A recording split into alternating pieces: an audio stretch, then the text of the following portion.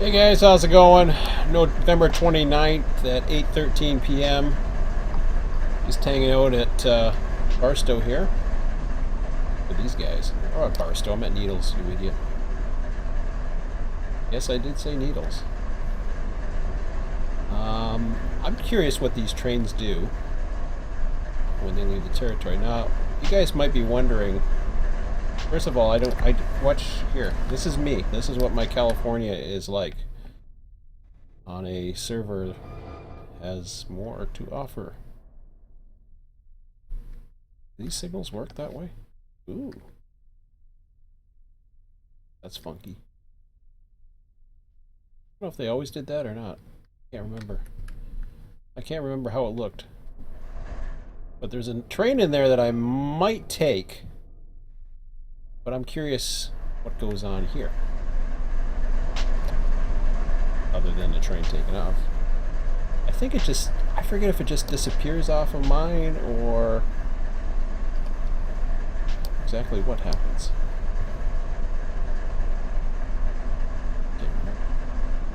I'm not too sure if I want to do a Needles run. I haven't figured out what I wanted. I was gonna float around earlier, and then my buddy called me, and then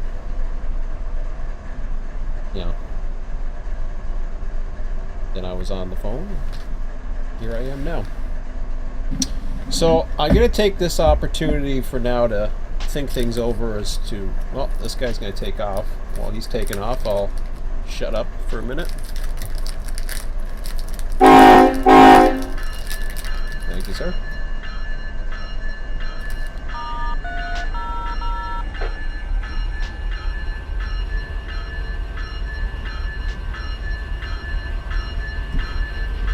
Grab my little snack.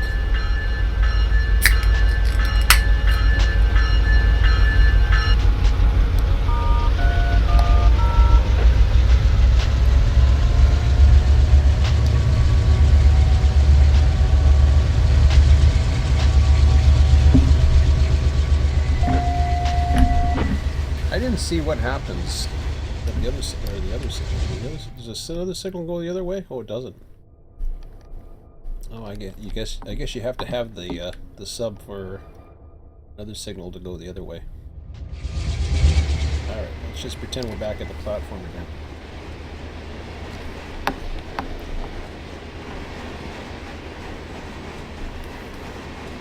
So, some of you probably thought, am I quitting again? No, I'm not quitting again. Another signal. But I had to stop doing what I was doing, or else I was going to drive myself absolutely nuts. The passion is still not here for Run8.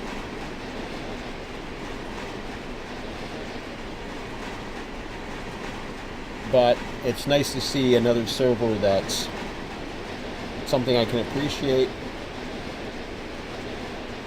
I mean, I mean, it's run by a great guy, former California RTS server. It was so good it never got replaced, basically. And same can be said for Tom's Florida server. It really never got replaced. I was going to do it in my own way, but it was never going to be what Tom had. It wasn't meant to replace it. You know, Tom's still going strong with his what he's doing, and that's good. I love how fast they move. Okay, so what happens here? I don't know if I've quite seen this yet.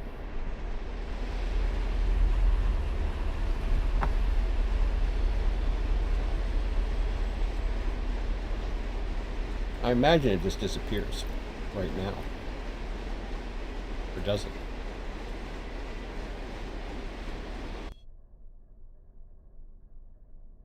Does it go off the board? Ah, it stays on the board.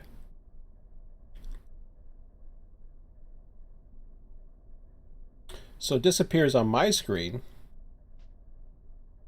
But what about signals?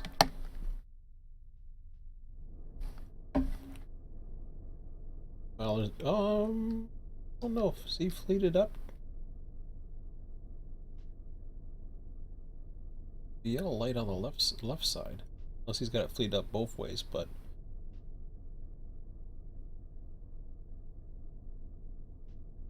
looks like he doesn't have anything set to go that way at the moment. Otherwise, he would have. Wait a minute, I'm at needles. What am I going here? Hurry up. Needles would be.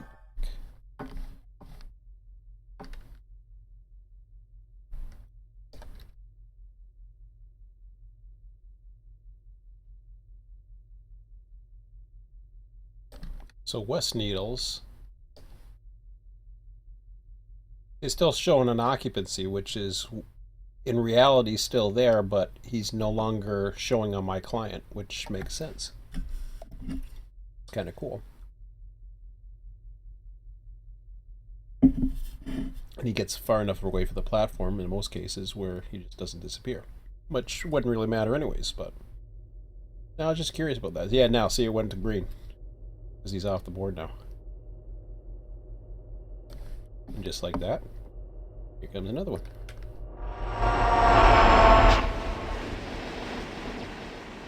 So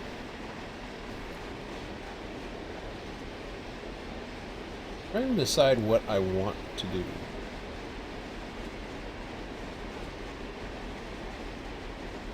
Should I do?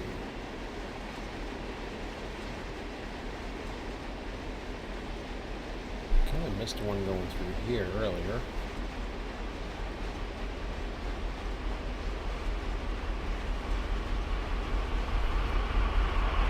What's here?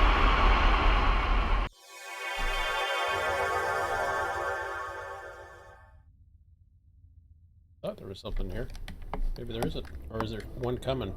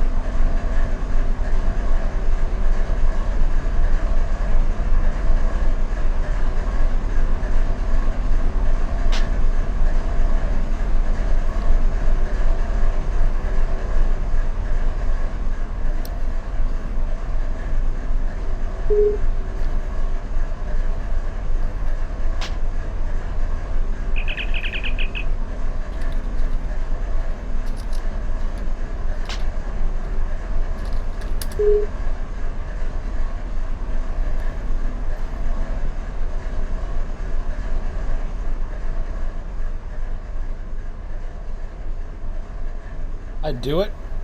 Oh, good, he did it.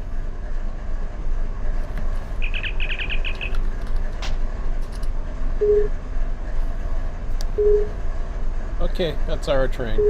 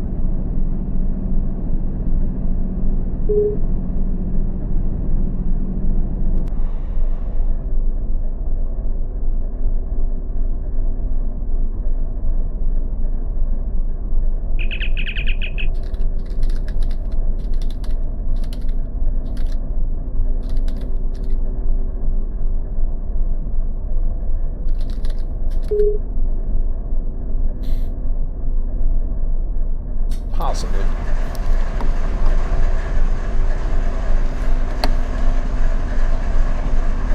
Oh yeah, there's not a signal here, it's just a crew change.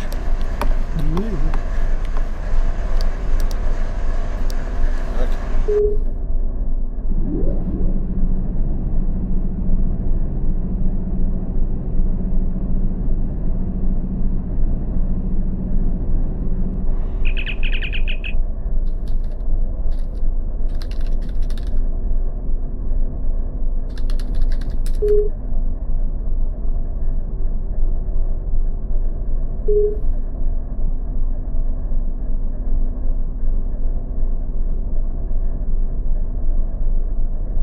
Previous signal was stop? No, I guess it doesn't know.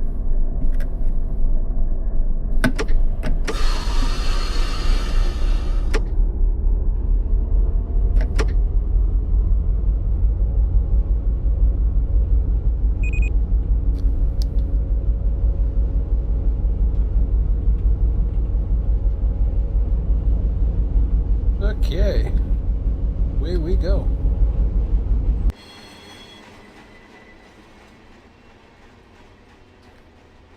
Of course, I have some boxcars on this train. Looks like I'm going to be in trouble with this train too. I just saw something. Now, we'll let it catch me. I cheated.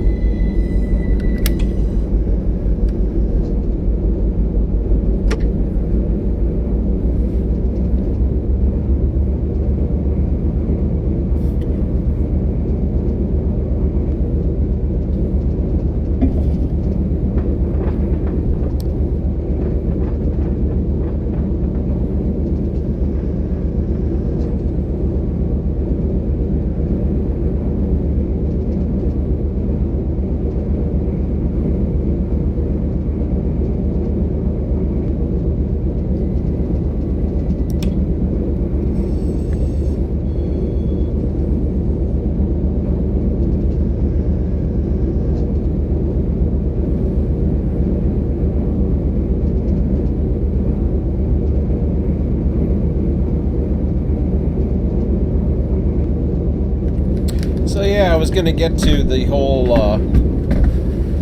thingamajig as far as what's going on.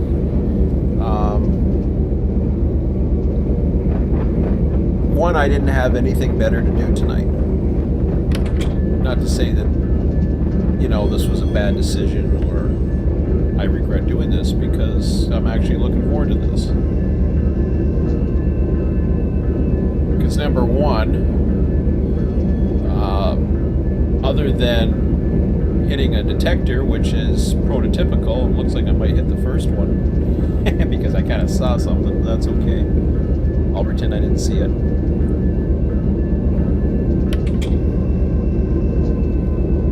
Things should work the way they're supposed to work. Now, granted, I'm an intermodal train, it's dark, which is okay. I don't mind running in the dark, actually. But as winter comes, it gets tough when you're running. This is the time of night you prefer to run, but you're just running in the dark all the time. Now, I did have a chance. I forgot how cool this looks with all the Amtrak's in here.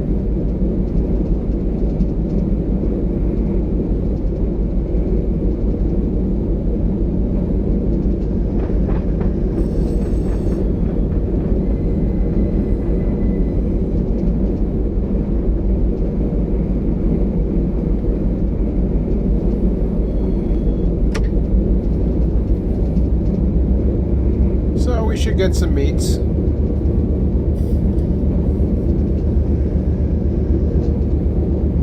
Have some fun for a few hours. Maybe I'll stay up till midnight.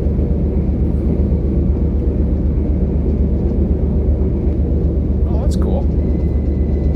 Expect to see another train there.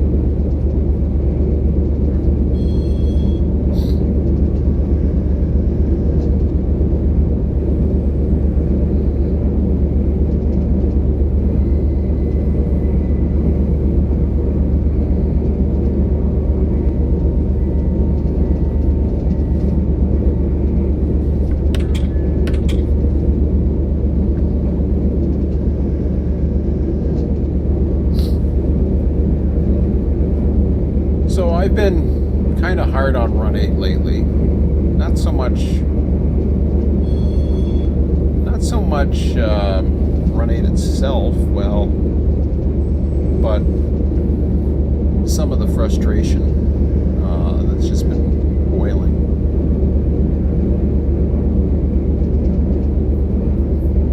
Kind of had to remember, because I've been watching what's been going on in another game I play called Subsistence, where there's one developer. And he puts out quite a few updates. It's available on Steam.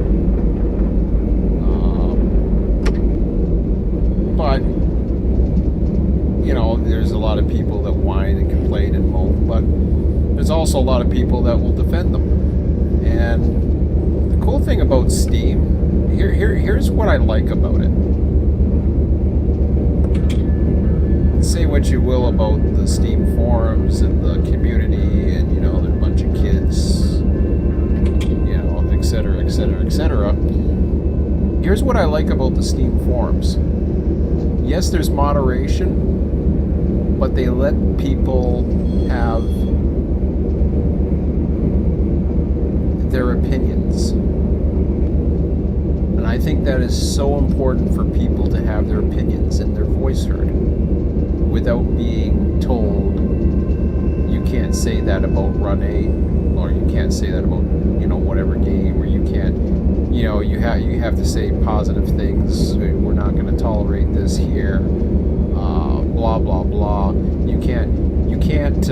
For example, in my case, perfect example of a certain forum I was on, they told me that I couldn't make any hypothetical ideas as to what AI would be before it came, and I didn't see that as a negative thing. I saw that as, well, what's AI going to be like? And what would be cool and stuff like that. But those threads were often shut down or told that I couldn't do it. So I basically told that forum where to go, and you guys could probably, a lot of you could probably figure out what forum that was. And I didn't care. And I still read it because that's a go-to place. I mean, I'm really giving it away now, but anyways. But really, even the public forum made a go-to place, because the public forum is nothing. Public forum is a bunch of newbies who come on to get help and a pat in the back with all the suck-up staff over there. And there's some good staff members, but there's some suck-ups over there.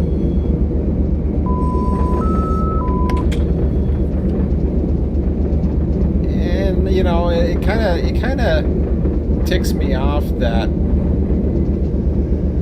Run8's kind of doing the same thing it always has done. It starts associating itself and have its own favorite places, which is fine. They have the right to do so. It's just, it seems like, you know, new boss, same as the old boss type thing. That's what it seems like to me, anyways. The only difference is it really doesn't matter anymore for me, because I can do whatever I can, or run whatever server I want. There's nothing stopping me from doing that and doing the things. It's just, you know, it's what I'm willing to tolerate or not tolerate. And I'm sure, you know, This is a pretty cool server. They seem to be doing pretty well in the direction they're going. And I mean, and Mike and I mean, we have, I think, very similar ideas. I wanted to do something different. I wanted to do something that was my own again. So, oh, I love the Conrail units again. Haven't seen them in a while. This brings back a lot of good memories. There's a lot of nostalgia in here, too, for me. I'd be doing this on a regular basis. I don't know. And you know, I could be dispatching, but or joining dispatching with them. But it's as much as I love dispatching California, it's unless you have 3 dispatcher crews or something like that, yeah, it ain't gonna work. I don't want to dispatch that bad. If I want to dispatch, I'll dispatch TD3. That's the way I look at it. And honestly, I haven't dispatched TD3 in a while.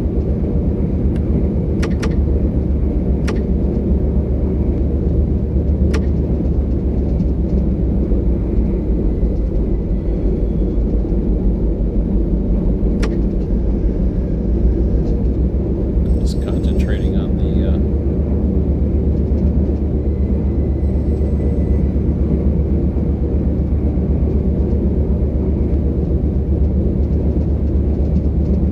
my counter there.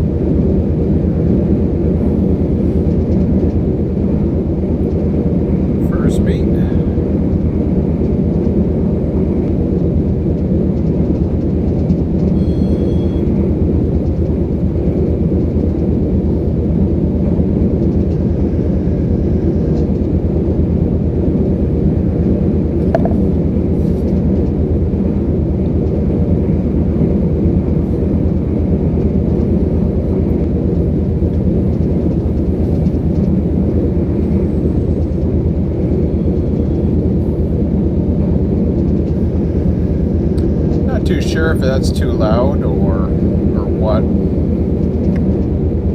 So we'll talk about too much until we get on the hill. We'll be slowing down pretty soon.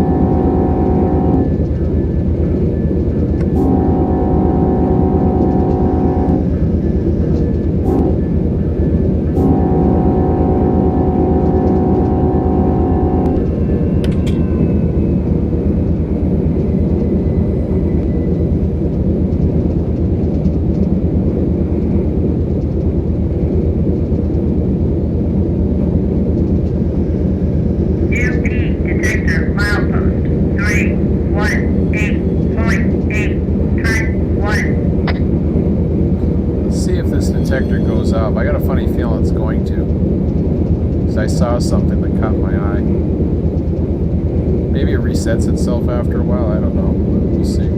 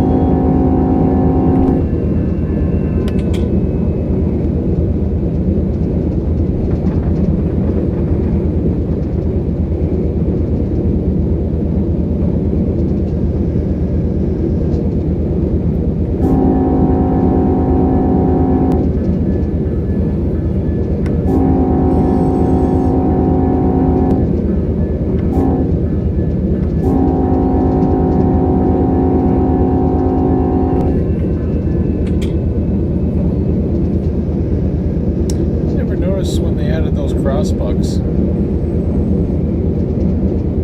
until now.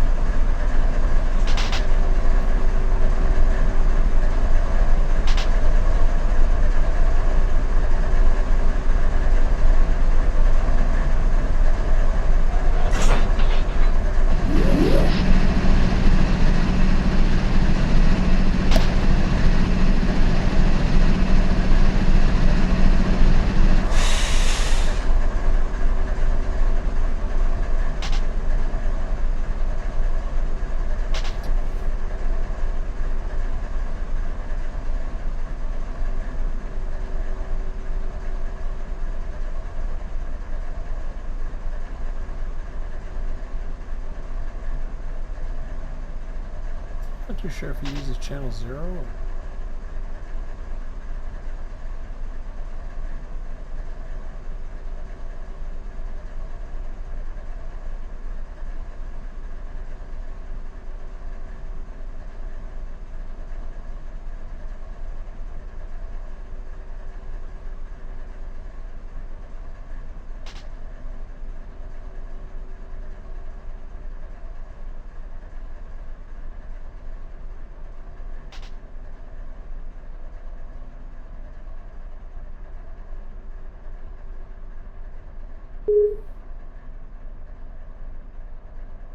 Oops.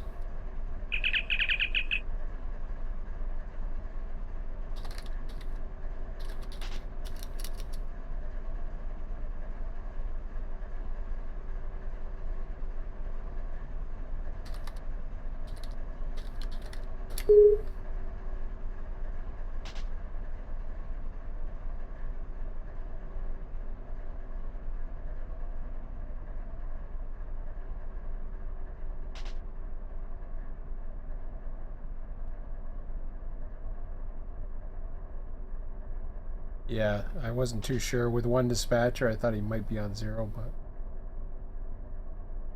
channels were.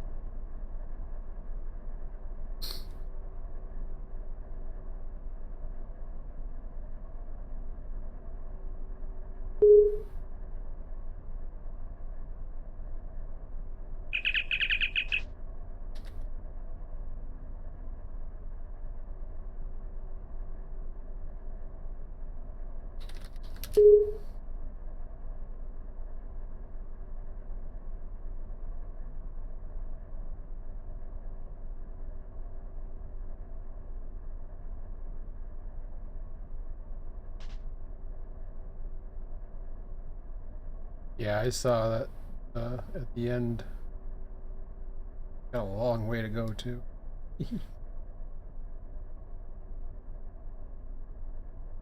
Of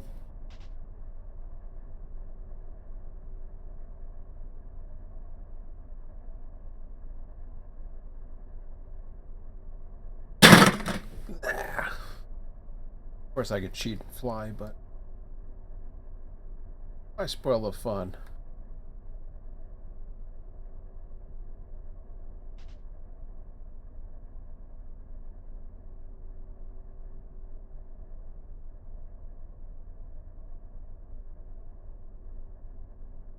He's walking pretty damn fast. He's like jogging.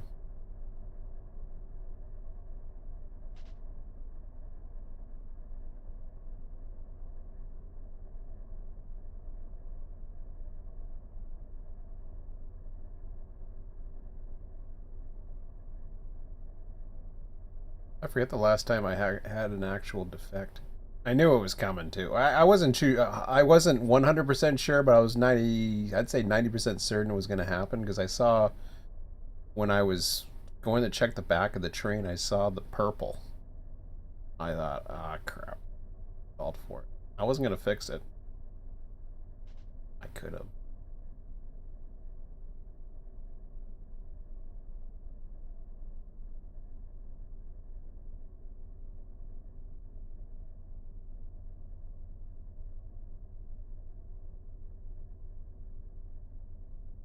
False alarm, set outs, and all that. Set it up.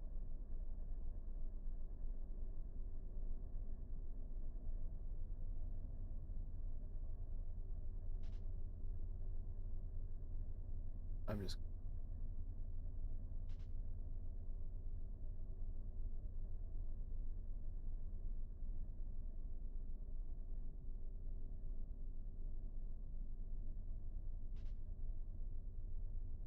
Oh, we'll see. It's dragging.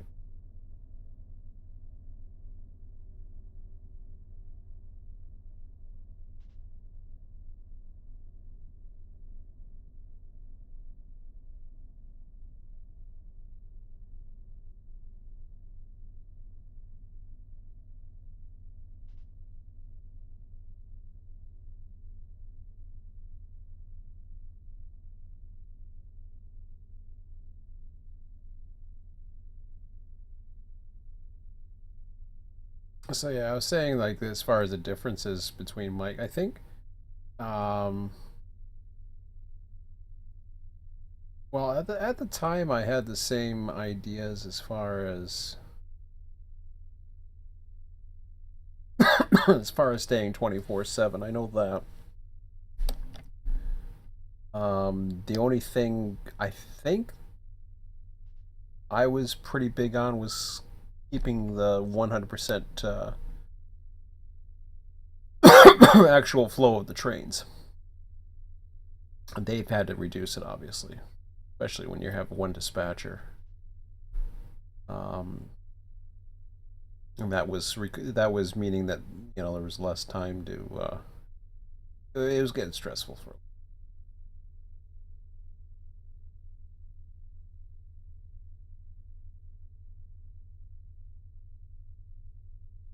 I'm not too sure with the form or whatever. I mean, Tom did the same thing too, and then you know, fast forward to as recently as last week or this week or wherever the hell I decided to give it up.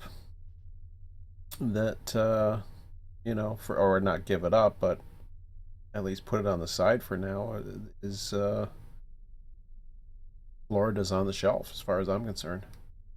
And it's got nothing to do with Florida. Florida's awesome.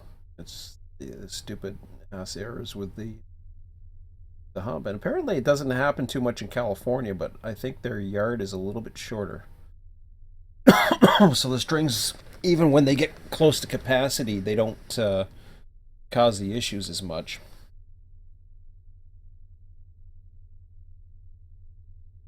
And the other thing with Florida, although that will improve, is to have access from the other end. But even with that, the access to the other end, it's just a major pain in the ass, really. Mile 320 now.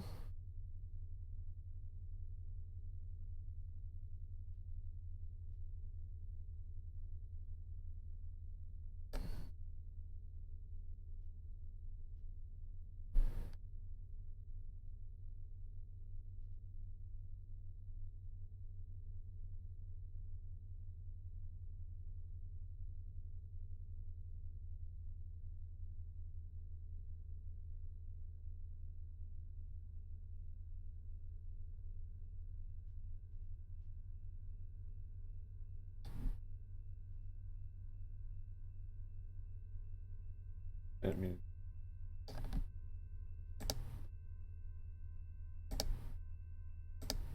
used to be able to. You used to be able to do something. Oh, click a car, and then you'd be able to, as you were moving, you could.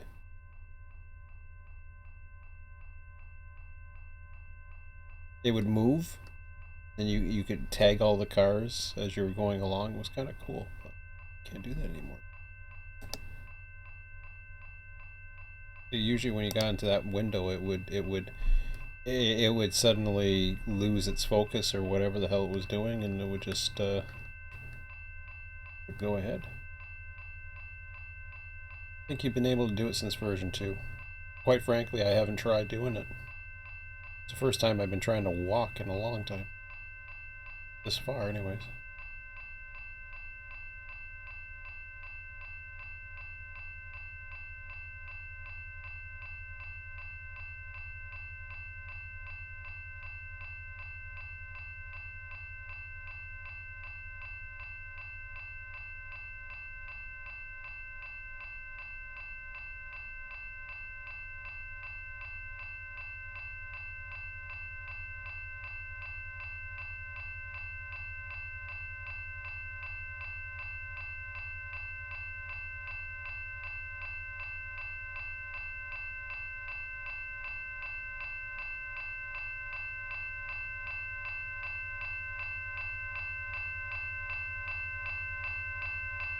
Yeah, those crossbox I noticed, that was something that wasn't there before. Kind of cool.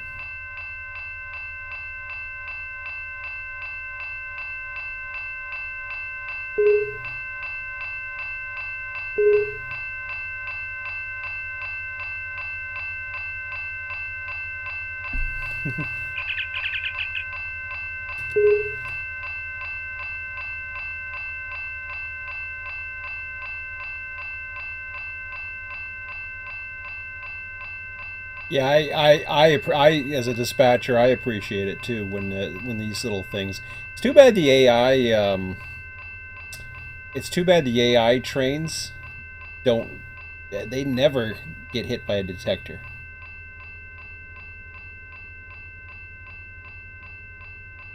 I don't know how many times the humans get hit. They used to get hit all the time, it seemed, but I said, I haven't had a defect in a long time.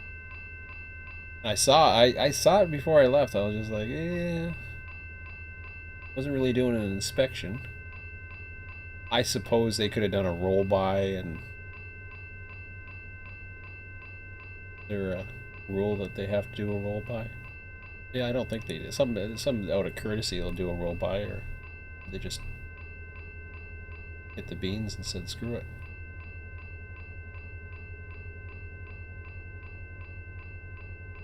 I didn't see them.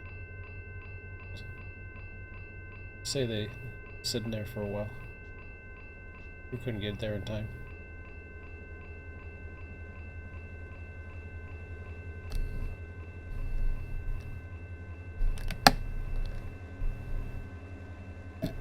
That makes it faster when you go like this. When you're walking on it, like going forward and sideways, it goes ooh, like the side shuffle. Did I miss something? Okay. Alrighty. Back to work. Of course, this thing's like right towards the end of the train too.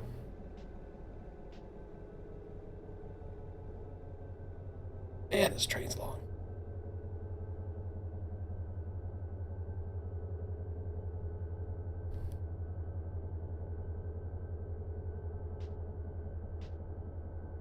So it's good that that everybody's got a purpose and they're happy and content and doing their thing. That's cool. I mean, I know Ski's been on the server. I'm actually looking forward to Ski sessions, and he's running California as well. Wow. Were we at the engines already? Did I miss it? Or, no, I'm here in the Edison local.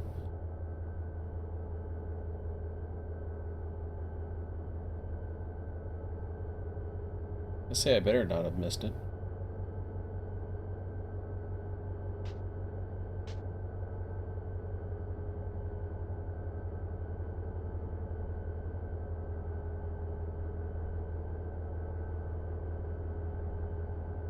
What I like about one thing that I changed up a bit, especially when I was not going to be running a 24/7 server, was just to run time off the clock, save it, kind of like how I used to do it years ago, a few years back.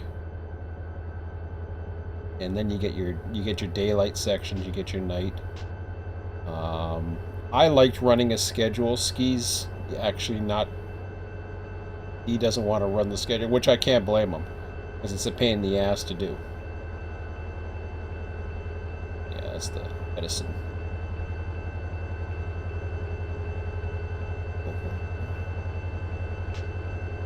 Should have got them to help me.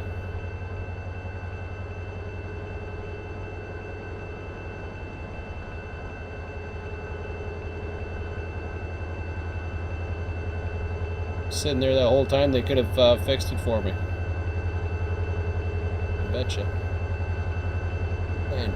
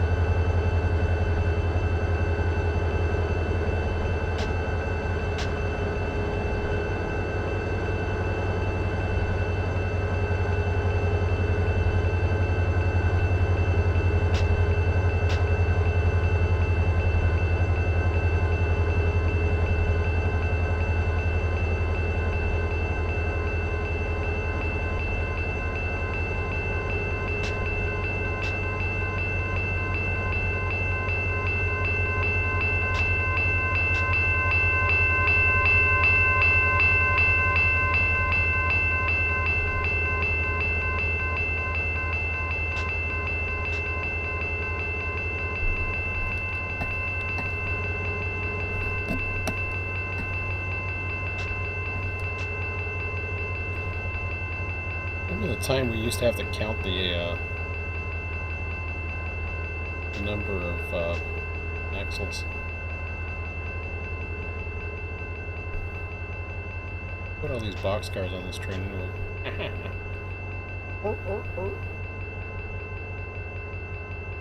I know.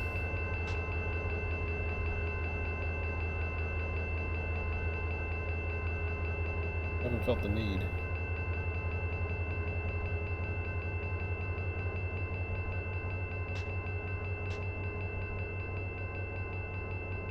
We're on the slalom course here. Man. Well, this makes for boring live stream. Let's gotta come up with something. Waiting for a train to pass me or something.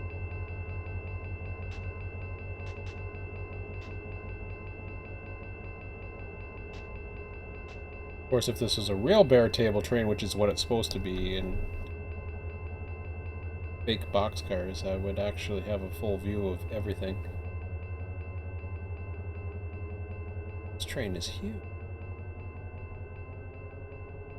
Gotta be getting close now. Take my...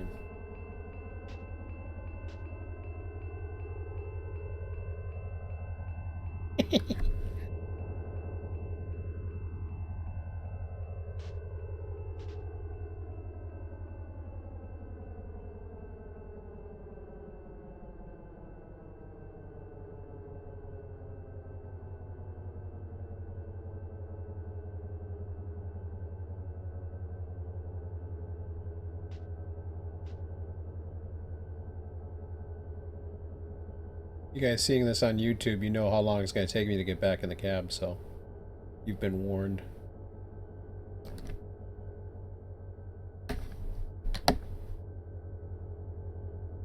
Here he goes. Oh, okay. I thought he was doing the moonwalk faster. Maybe not.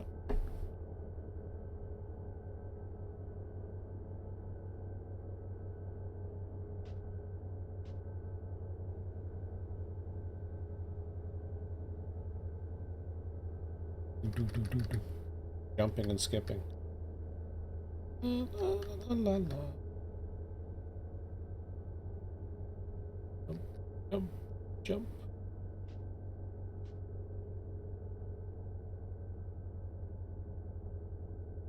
That's like a duck move.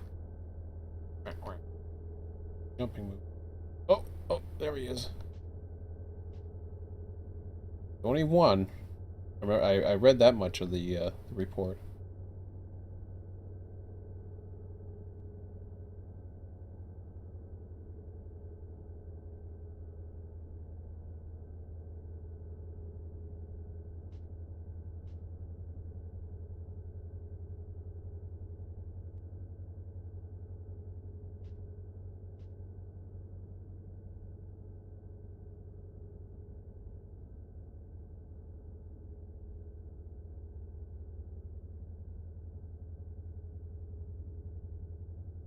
I checked how long it's gonna be.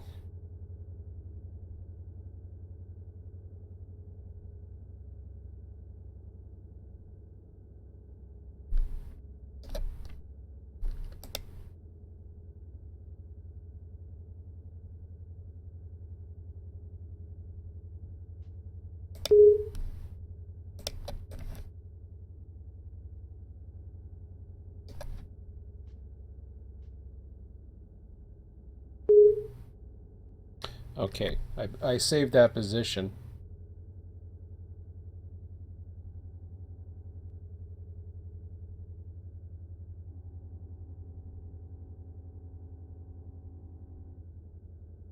Ah, somebody's coming too.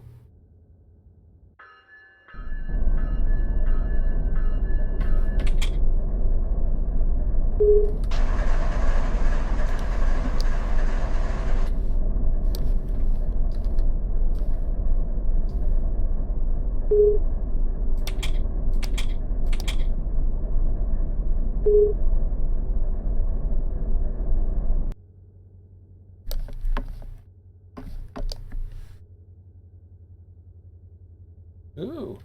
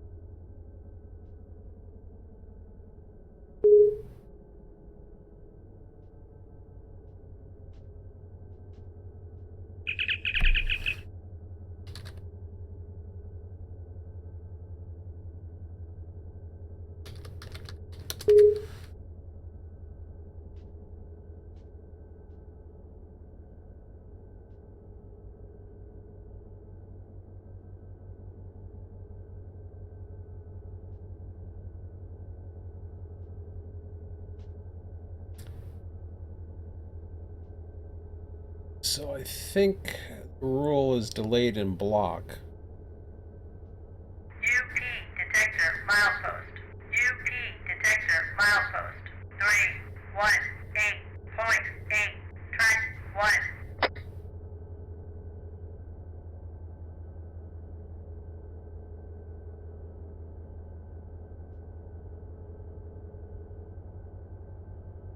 UP detector milepost.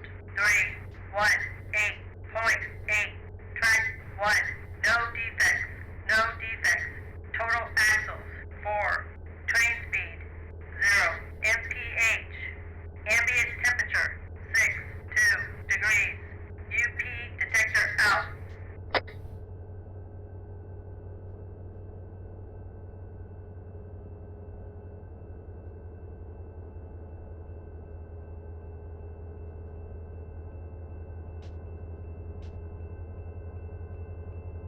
A grain train would be more fun to run. Ah. You'd follow the yellows for a bit and this guy would take off on them.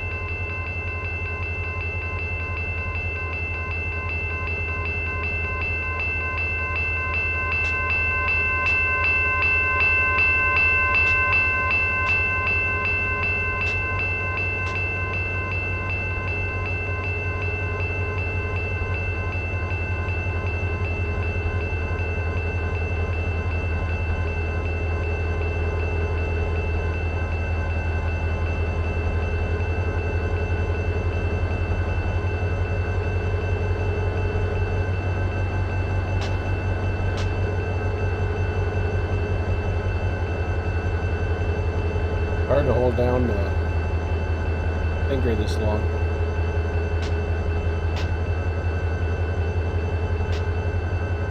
There was a way they used to be able to do that.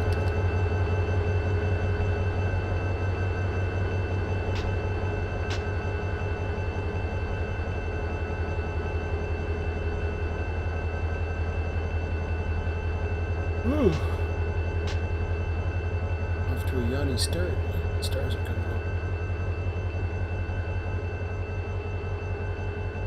I think the daylight savings. Well, I guess the daylight savings time would be.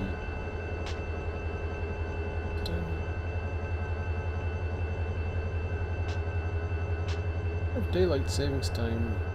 I think daylight savings time is probably still on.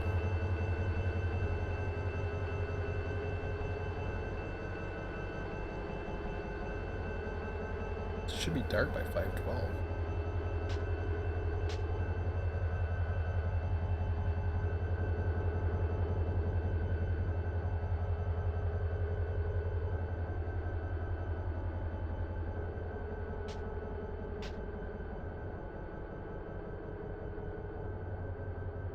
So yeah, like I said, I was saying before, I'm looking forward to ski session. He's got one on the 10th. He's running for 12 hours. He runs the entire whatever's available for California. Um, should be interesting. I've heard rumors about LA, that it may be available sometime in December, but I could be wrong on that one. As much as I did not get Seligman, I'm tempted to get LA if it becomes out. I don't know why. I'll have to really, really think about that one. I'm still thinking about Seligman too, but... I mean, it gets to the point where it's, okay, it's just eye candy, it's more line. What disappoints me, what's really disappointed me for a while now is the direction where Run8 is going. I understand they're a small team, but they have the ability, and I'm sure they have the offers out there of people who are willing, not only are willing to do routes, and it doesn't have to be perfect. They could, I mean, I understand, I don't know how well their editors are, but all they have to do is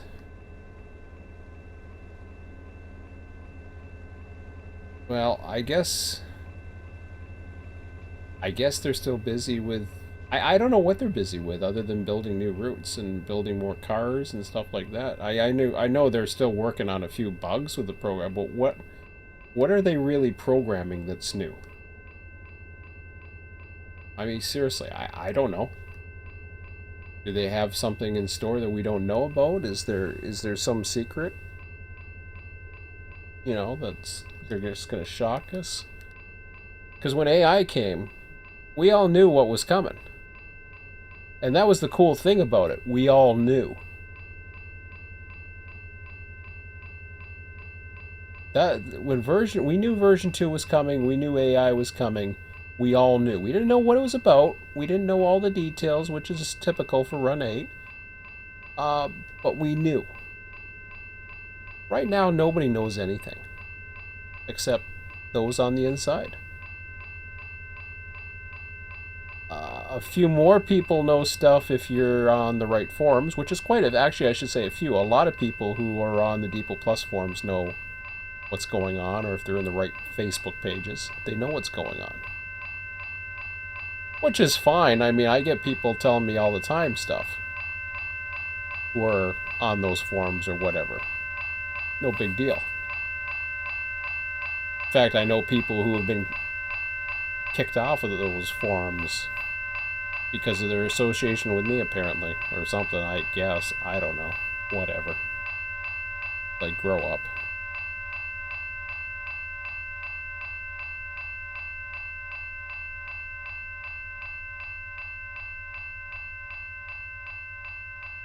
I think for me, there was a time where my ego kept me into it.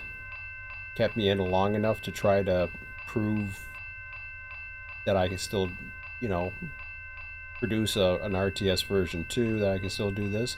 But eventually I got to the point where just like, okay, well, why am I doing this for if I'm having trains spawn in a magical, constant train master? And I was tired of being train master. That was the other thing, especially California. I mean, man, it would be horrible if you were trying to do it for yourself for California, but even for a place like Florida or Selkirk, it's very difficult to be train master. Now, add in a smaller route. Suddenly, it's not a big deal. Is there a train coming? Hello.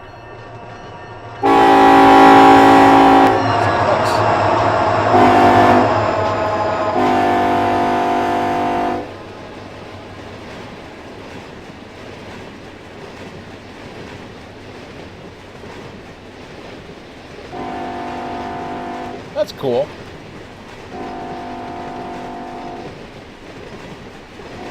I was kind of hoping something like that was going to happen.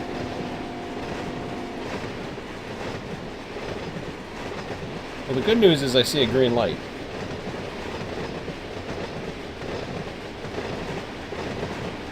I think I see my engines too.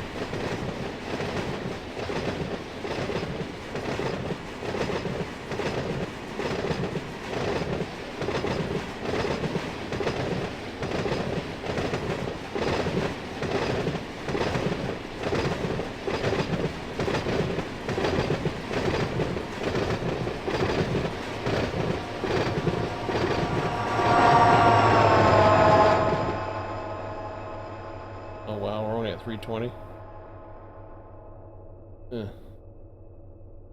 Okay, I got a little longer to go. But, UP detector milepost 318.8, track 2. so anyways, saying. We've got, I don't know what I was saying actually. Brain got, who's my memory? Um,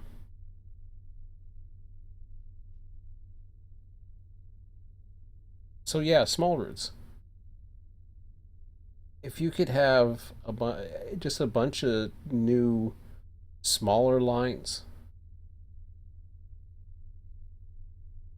because you're already catering to the single players, why not give them an opportunity?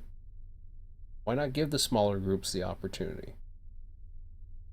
They'll have AI. You can still have you can do all kinds of crazy things with that. I mean, for example, in my area, you got between the two railroads. I mean, you'd be lucky to see a couple dozen trains. Other places, it's a little bit busier, but even if I was to go up a little further UP detector milepost towards Toronto, 318.8, track 2. No defects. No defects. Total axles 314. Train speed 47 mph. Ambient temperature 62 degrees. UP detector out. if I was to go up a little further towards Toronto and I was to simulate something like that, you're talking 40 trains a day. Tops. There used to be 100 at one time. I remember, I think there was 100 at one time, but, things have been. Eh, well, it depends. I mean, I guess there still is 100 if you count the commuters and stuff like that, but I mean, even just this area, like for me, Niagara, if I was to do that, and I wouldn't do it this necessarily this, I'd go back to an older era where they ran smaller trains and some cooler stuff. Maybe early 2000 or 2010 or whatever. I'd probably actually do 2000. That'd be about 20 trains a day. That'd be pretty cool. So I may not have all the artist skills. I may not have. I mean, here's the thing. I could use the money. I'm sure there's a lot of people who could use the money, and they have the talent. So why not give them a chance? Give these guys a chance. I mean, great. It's great. It's great that. I mean, hey, I like Jason. I like Mikey. These guys work a lot of heavy jobs too, and Jim. It's great that Jason and Jim can put a lot of art and put a lot of work and into it, and it's great that they're team players and all that other stuff, which is fine. But somebody like myself, give me a chance. Like I challenge Run8 to give me a chance. Do you not think for one moment I would develop something, but they won't do it.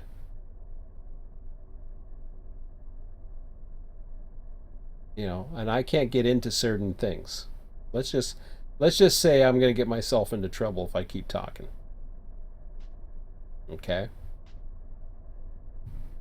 Because I got a certain piece of paper that I signed.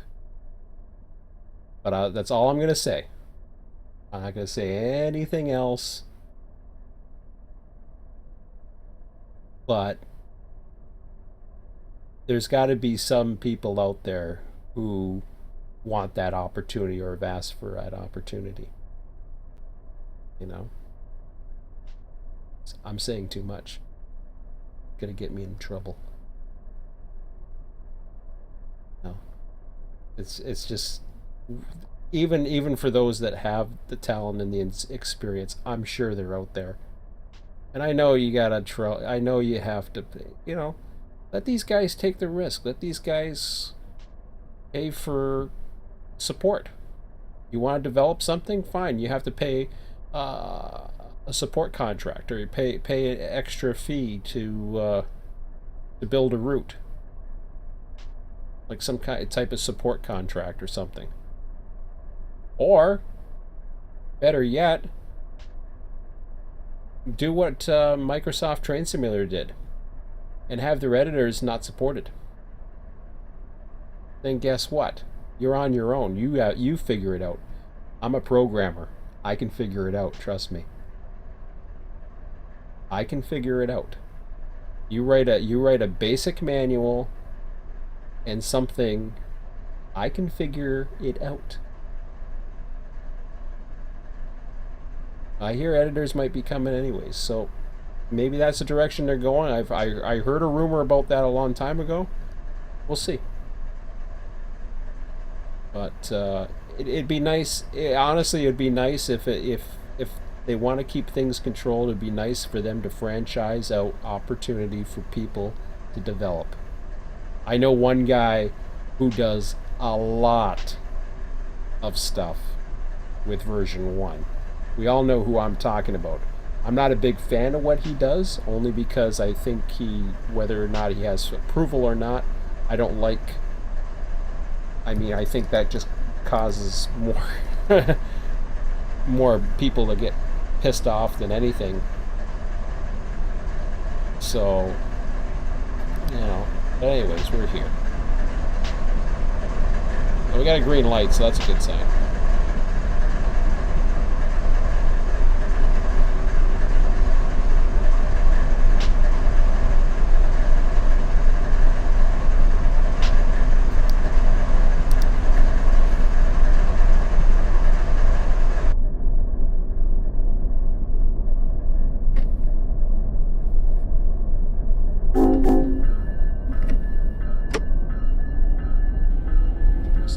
Train coming.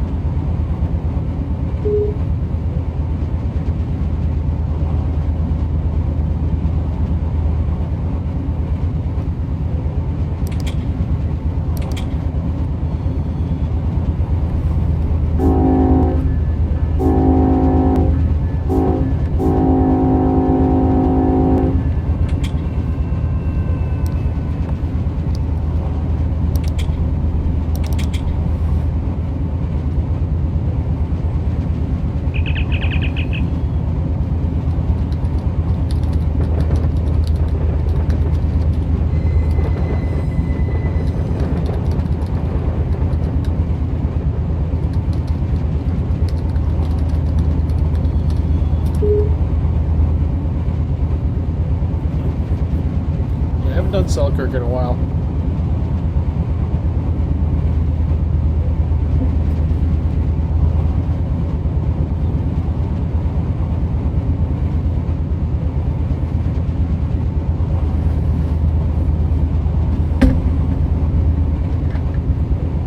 Actually, had a secondary channel you can. I think that's what that's supposed to be, like a standby, but you can switch between.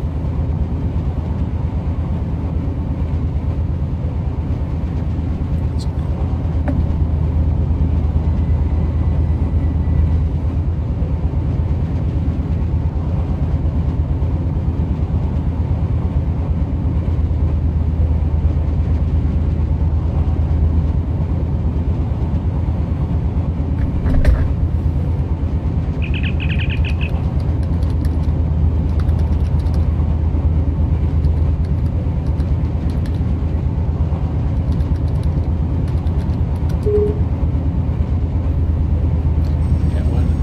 To be clear there, it's not Florida that is the issue. Florida is just highlighting the issues.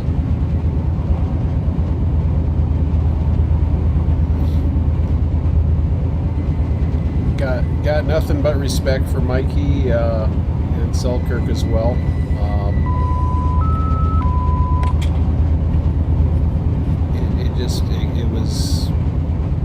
It was getting boring for me, and it was actually difficult to do based on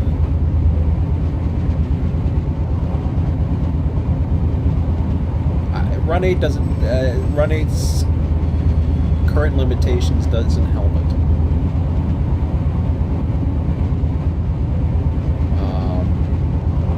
Florida, I thought that was going to be what was going to set it apart. But the issue with Florida is that that yard is so long, and the issues with broken couplers compound. Even at 1.5 miles an hour, I break couplers that have tracks that are 3/4 full.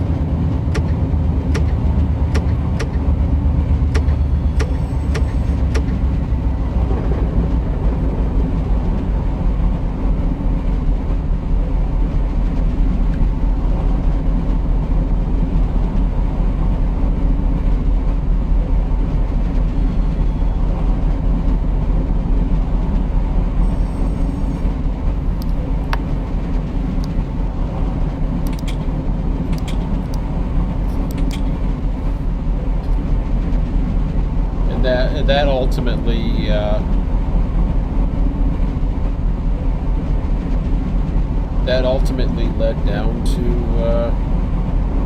where I got frustrated, and I just said, it just ain't working. The schedule is huge, and that's been something that a little over a year ago I was totally impressed with what was supposed to come. Now, I hear that may still come yet.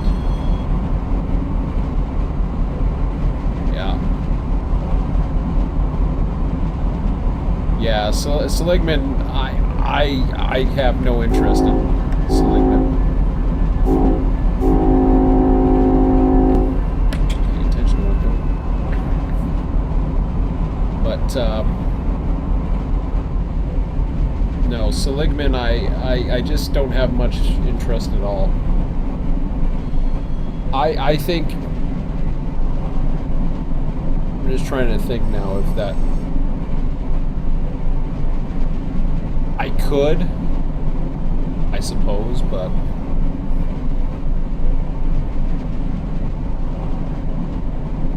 no, I don't have to go this slow then, yet.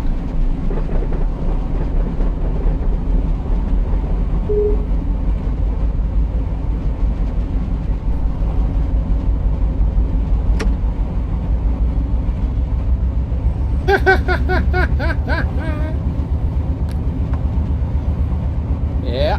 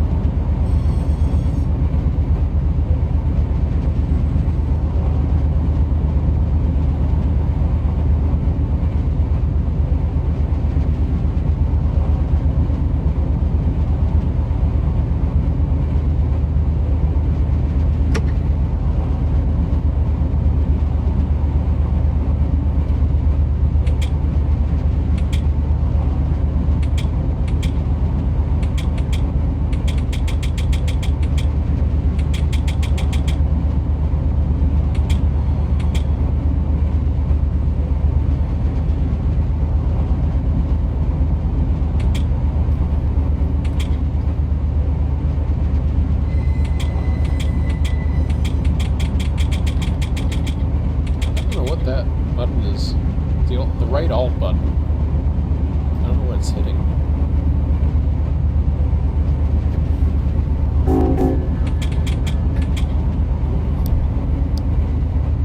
It's me.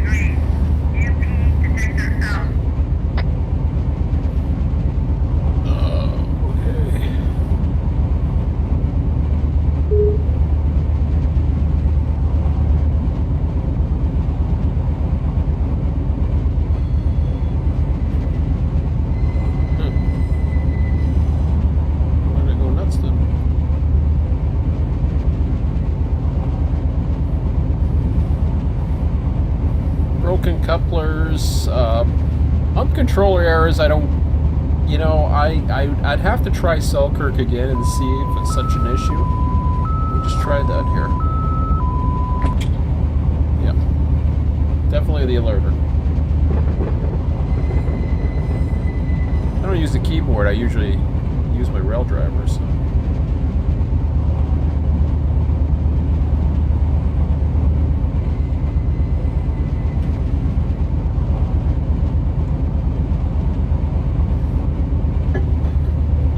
Back on 14, I can yap. You guys can hear me.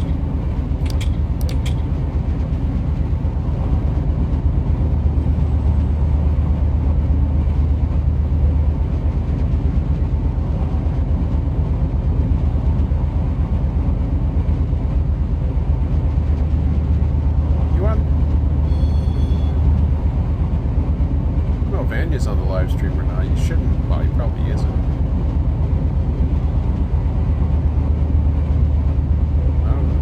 On a different device. How's he not watching live stream and humping? That ain't a good idea.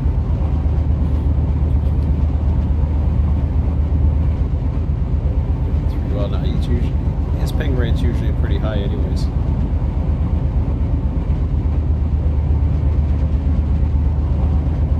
He's from a long way away. So if my memory serves me correct.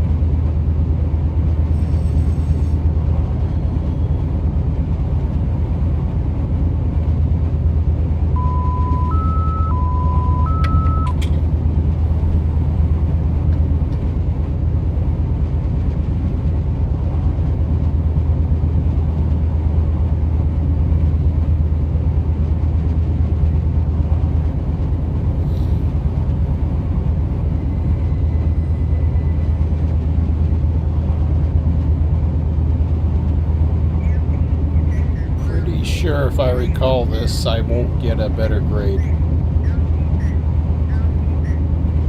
until around Summit. Or, no. By then it won't matter.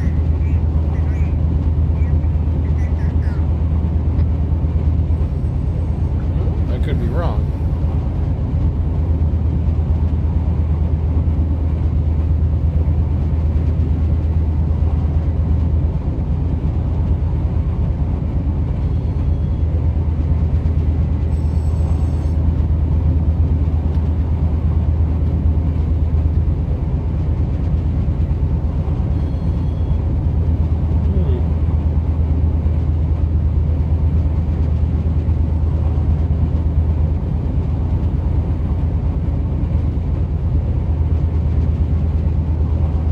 There for a second, but then I lost it. I don't think I've had this particular tonnage. I'm usually, a lot of the intermodals I've been on, they'll overpower it actually. I'm pretty close again to it.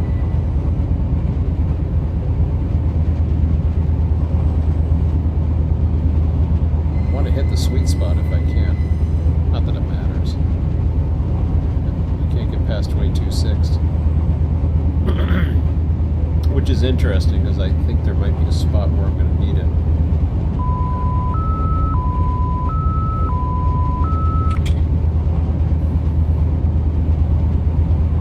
Ooh, that's close enough. I'll take it.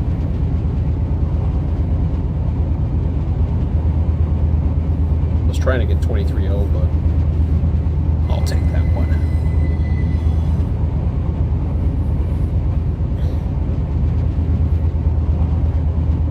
You know it's going over when the amps are playing around.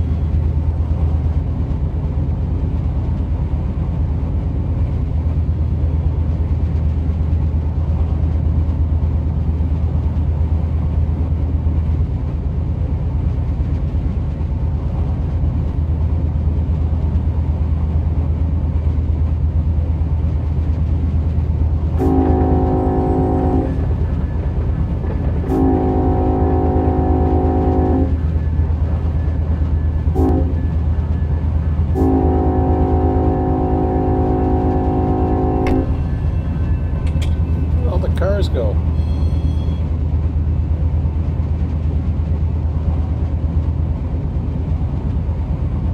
It's a little strange. Should I see a car down there?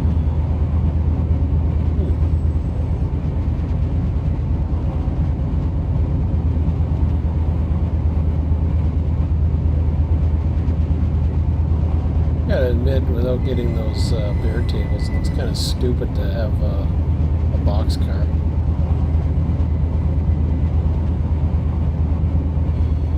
It'd been nice to have a Run8 flat car, if that makes sense. Oh, there's a car coming down. Speaking of cars. I see vehicles now.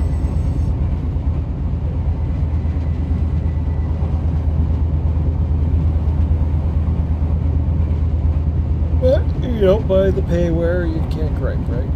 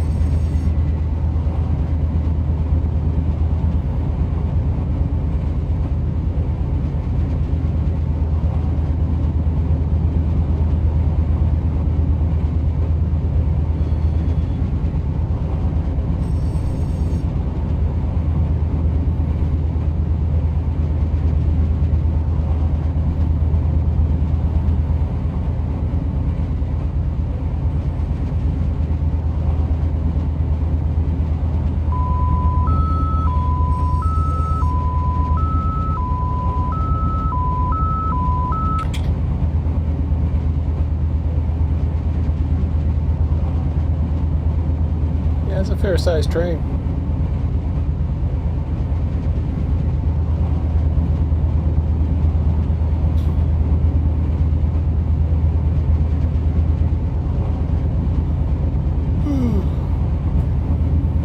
Try the stick my head out the window thing for the next tunnel.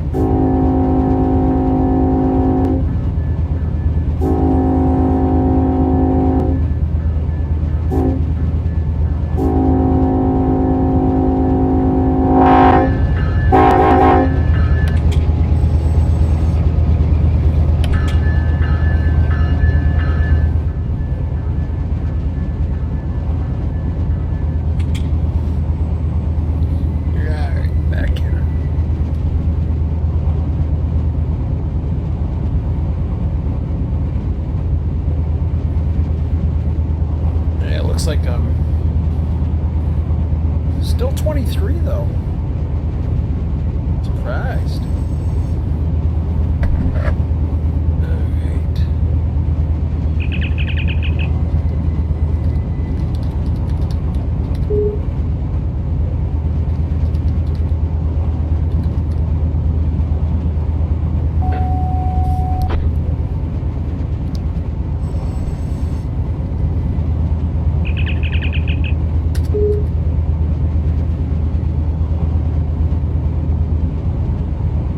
I'm not Cliff.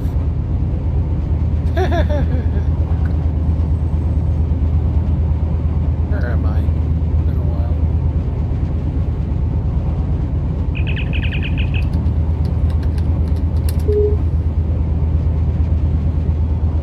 I knew it was wrong as soon as I said it. I knew Bealville, I couldn't remember the name, the other name.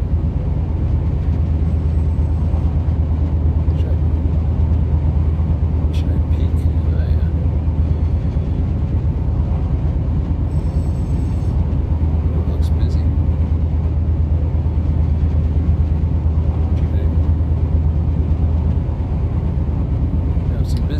vibes up here tonight.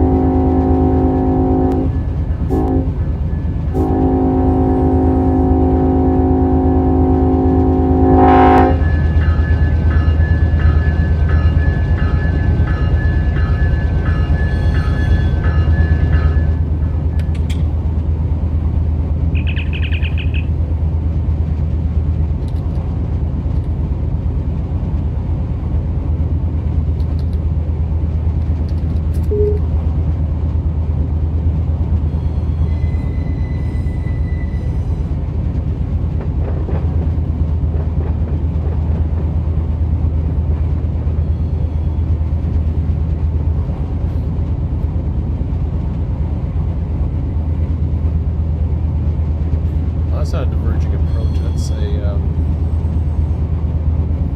whatever the hell it is. I forget the name of that name.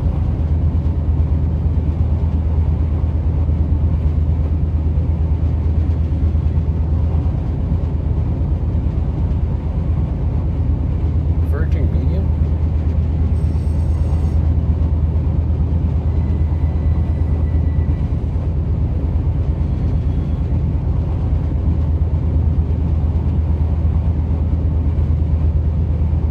Advance clear to stop acceptance. I don't know what the name is. I used to like going Shift F3 and seeing the signal chart because I can always never remember what the hell they are. It means I'm gonna get an approach signal the next one. The flash.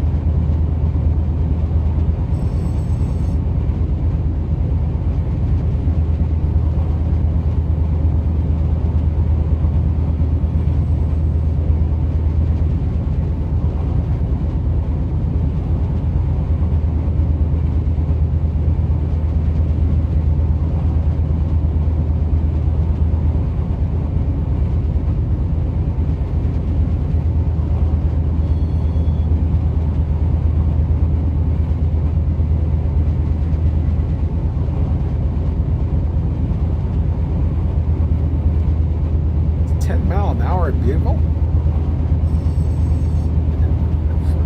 I didn't know that. That was a 23 mile an hour sighting. Huh. Okay. You been paying attention to that?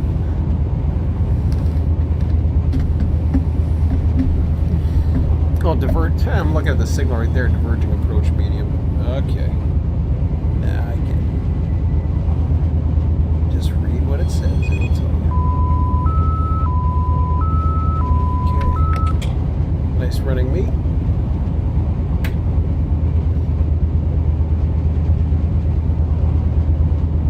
I get it clear.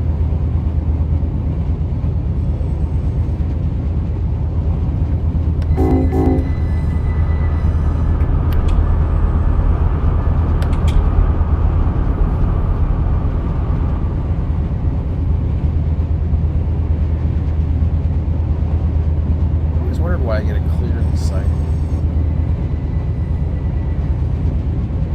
Yeah, I guess it's not speed restricted. That's why.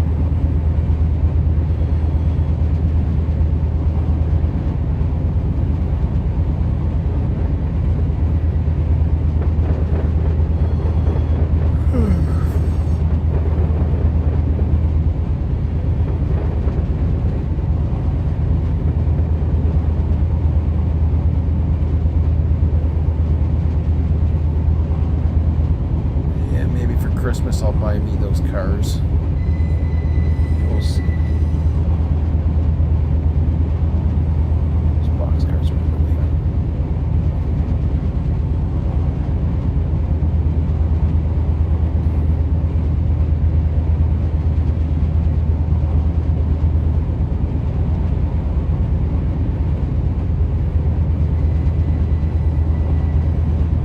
This is the part of the AI I really do enjoy, what they've accomplished with AI in version 2. I like this part. It doesn't have to be fancy as long as it works. It doesn't have to be great physics, doesn't have to be anything spectacular, just the presence. And I'm not a huge guy that says you need an AI dispatcher either. Now, that being said, it'd be nice if a developer like myself, instead of concentrating or focusing on an RTS, I could be able to develop an external dispatcher. The problem is the external dispatcher seems to be a gift for certain people to know and not everybody. I, for one,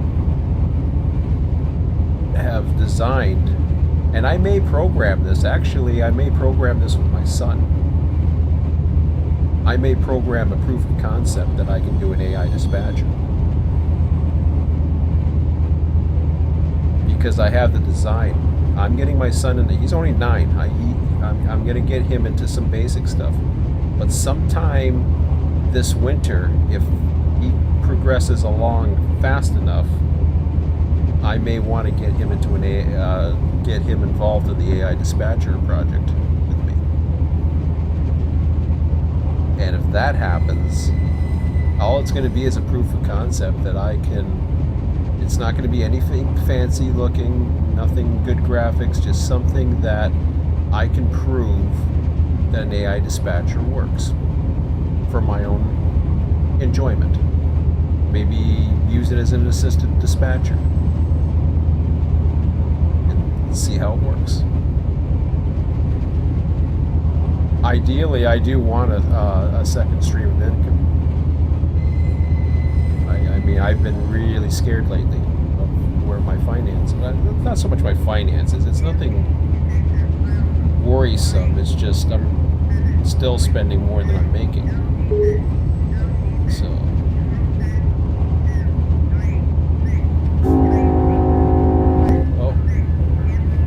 Reduction 10 and 1.3 miles. What the hell is that? I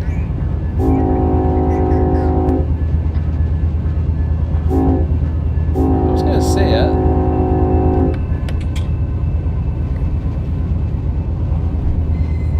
What is that?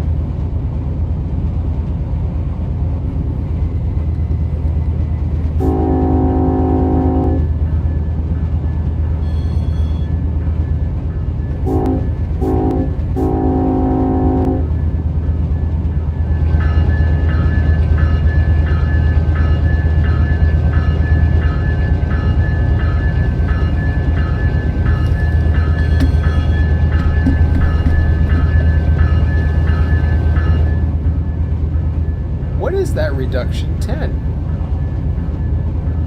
Am I missing something here?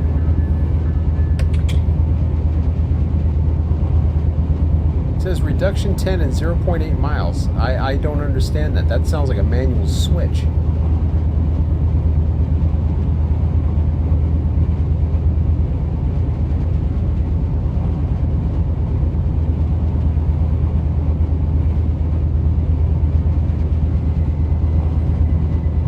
I'm going to disregard it because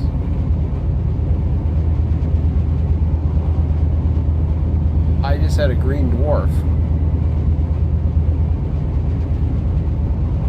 Alright, so I got a medium approach to Virgin. This is bizarre. I think this is a medium approach to Virgin. Hard to tell sometimes.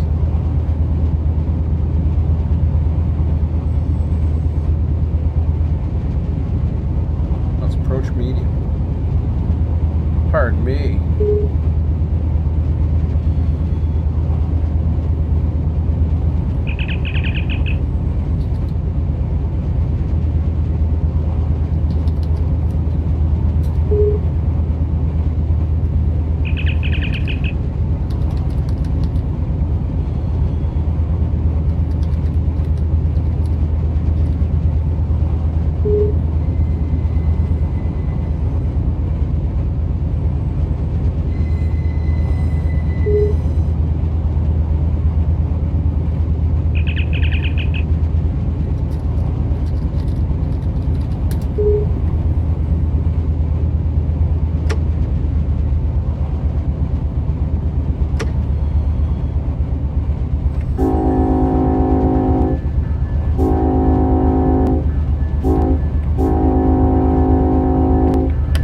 Expect a block so soon.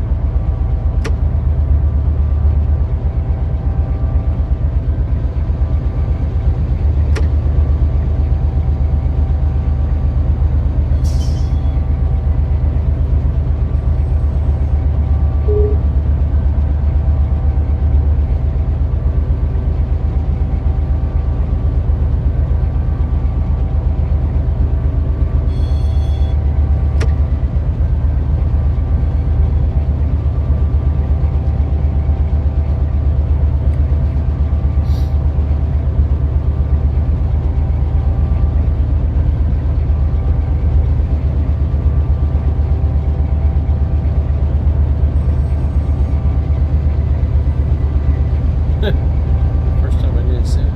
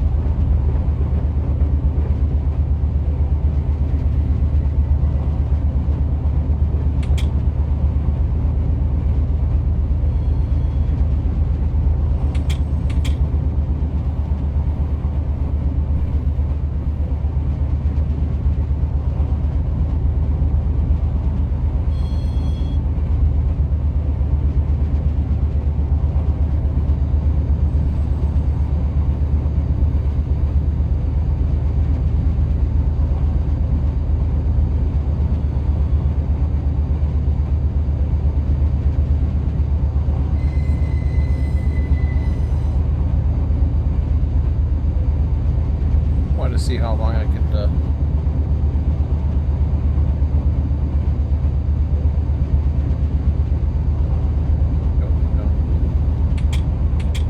we go.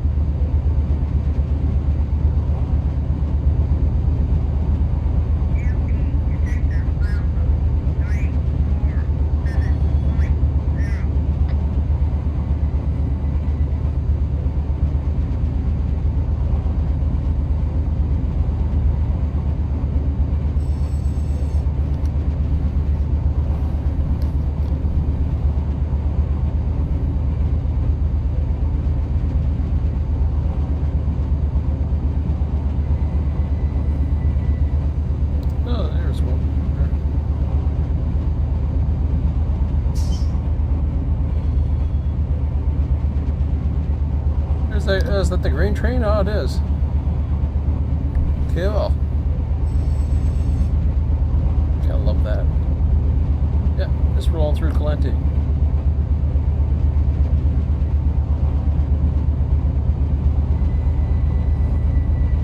Very nice.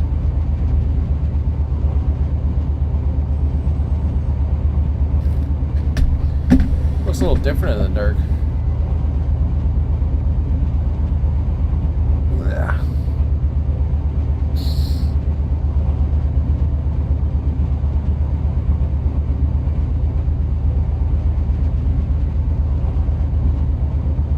Well, this is the one thing I do like about California is the grades.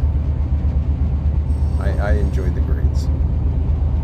Not to say that I wouldn't enjoy. Like I there's parts of Florida I enjoy on the mains. I actually like I enjoy the Florida portion of the road in the single track sections south of Jacksonville. That's kind of fun. It's actually right around Orlando area, and then yeah, well, really that whole route's a lot of fun to run, I find. You don't have so much to grade, but you got to pay attention. There's a lot of speed changes. It's a lot of fun to run, I find. But there's not much traffic down there either in real life, so yeah, it's kind of a trade-off.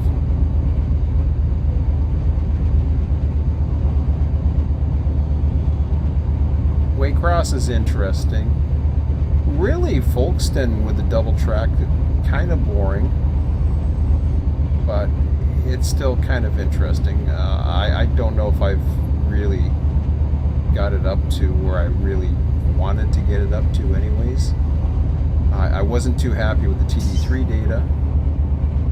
I certainly wasn't a big fan of the AI spawning stuff. Still not a big fan of that. That thing is totally flawed. The random generator is just garbage. It's just bad. Oh, I see somebody.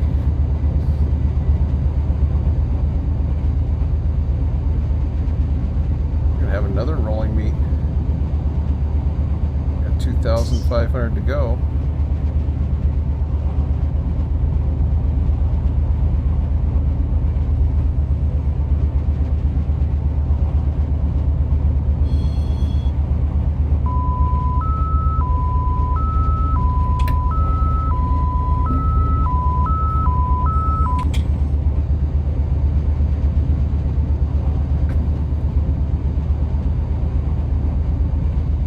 Definitely fun.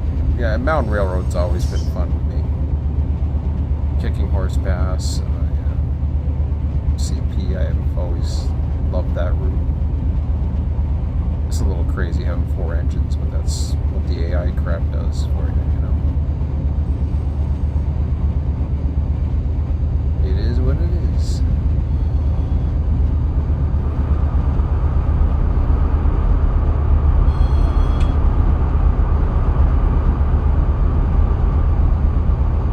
My sister train, I think. Oh, no, it isn't. Down the bear table.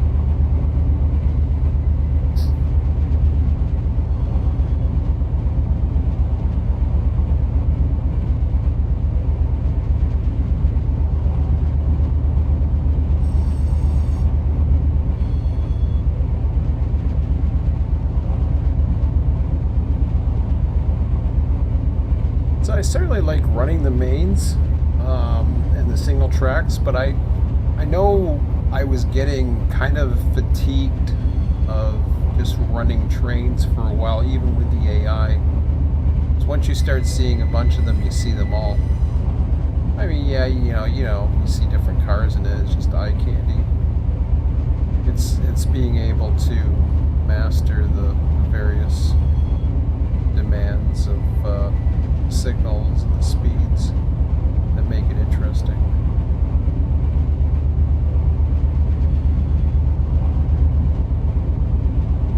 It can get old real quick, put it that way.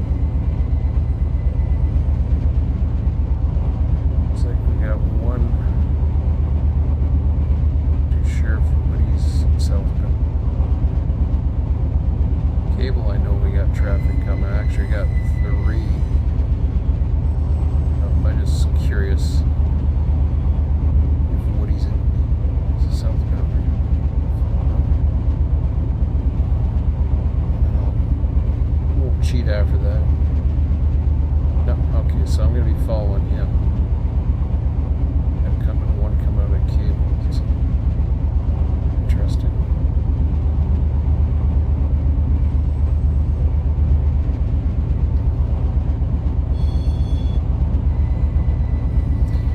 I'm just trying to decide how far I want to go tonight.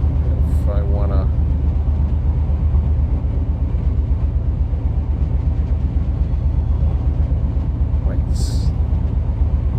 judging by how things are going,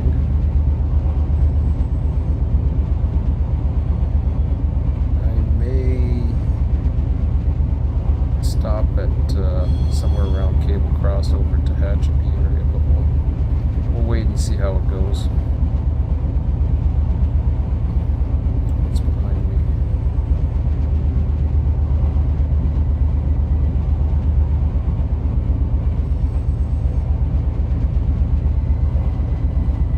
Train's a long ways away behind me. Bealville, by the looks of it.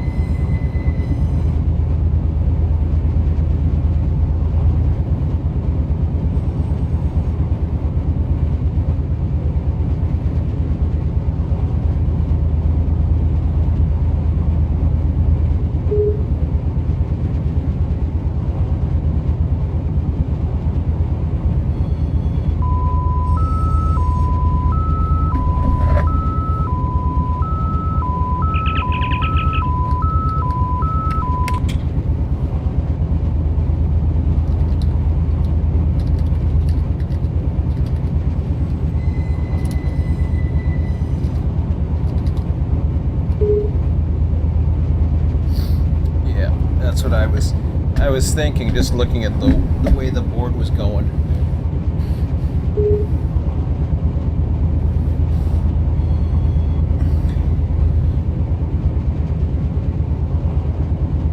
Yeah, because he's got.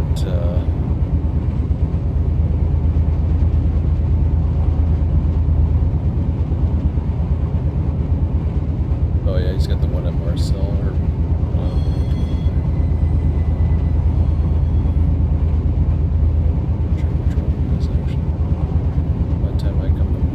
Got one at Cable coming through. Then he's going to have the guy at Marcel following. More than likely.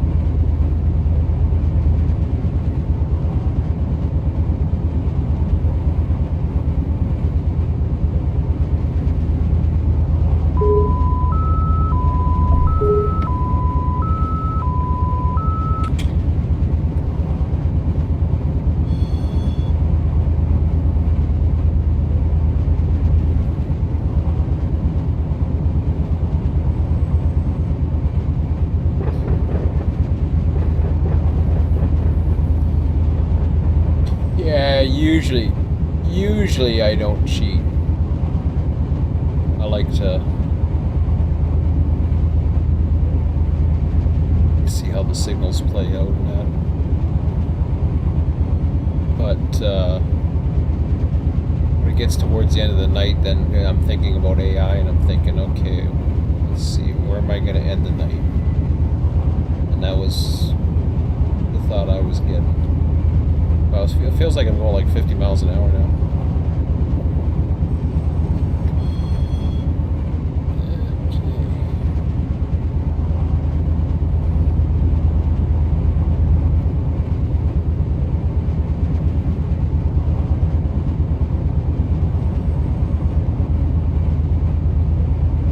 10 miles an hour feels like a crawl compared to this.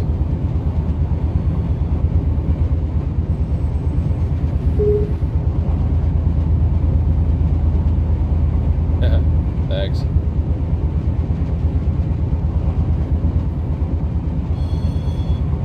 Yeah.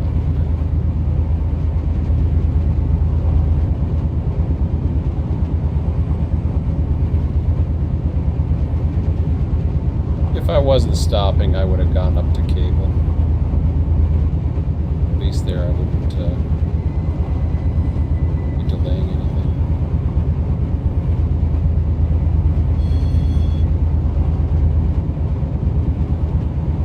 Usually that's my goal, is to try to get up to there. Once you're up at Cable, and it's kind of, it's challenging going downhill for sure, but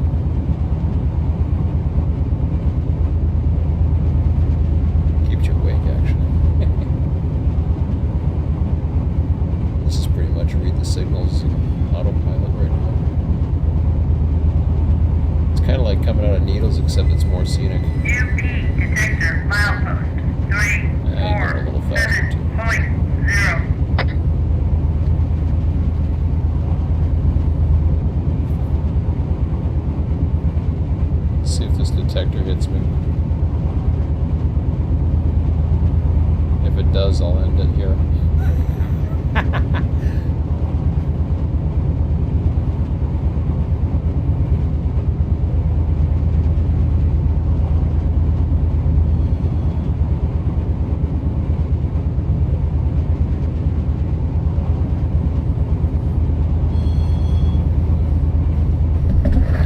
See if I can call the right signal now.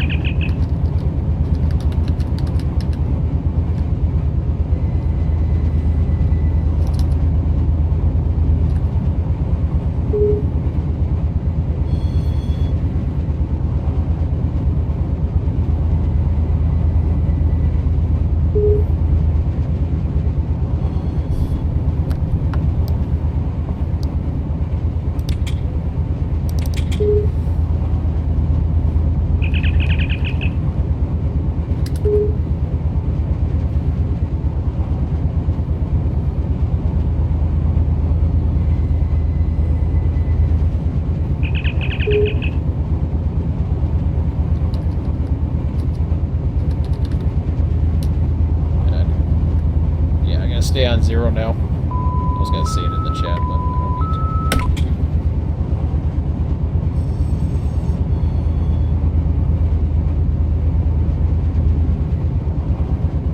I'll just call my signals on the voice. Pretend I'm on 14 still.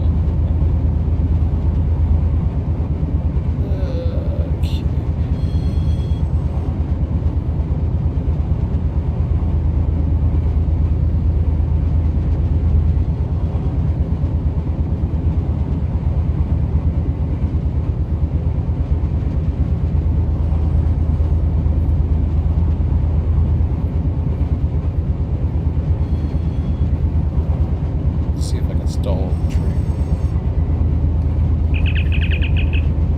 So I was gonna chat. Okie dokie. Diverging approach North Woodford. Woody.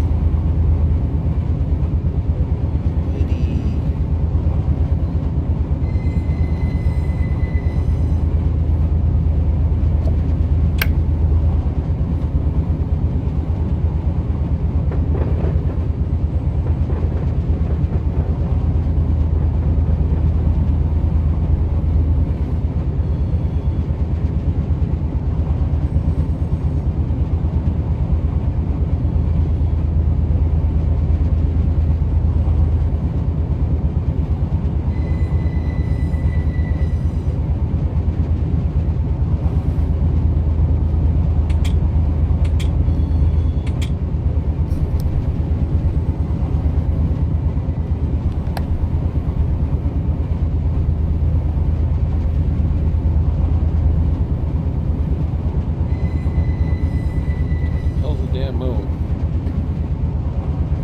Behind the rocks again.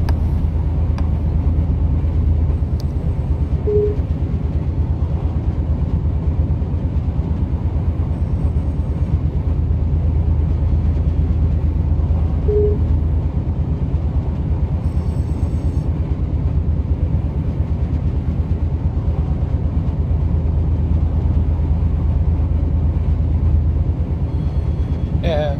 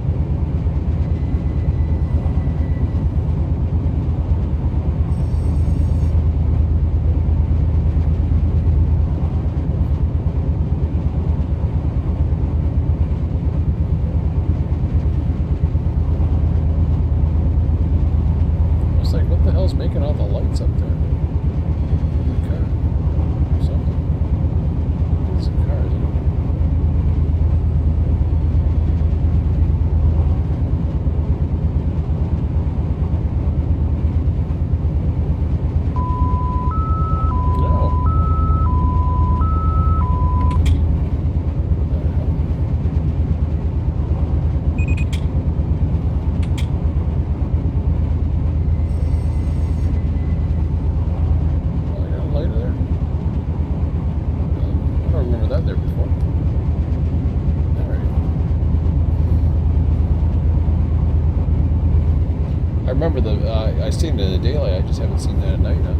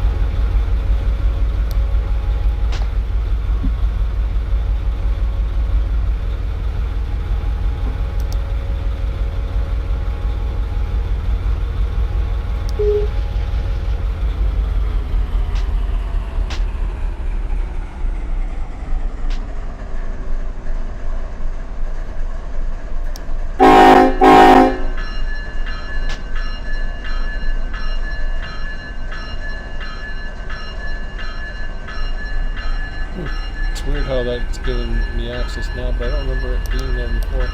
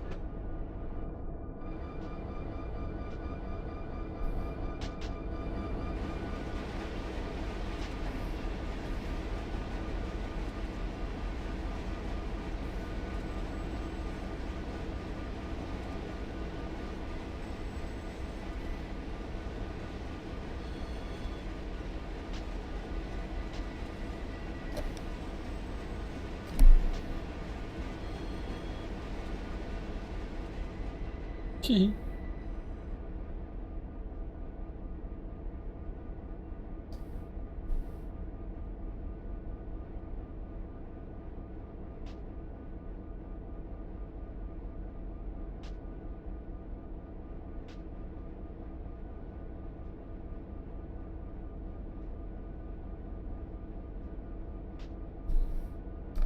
Cute.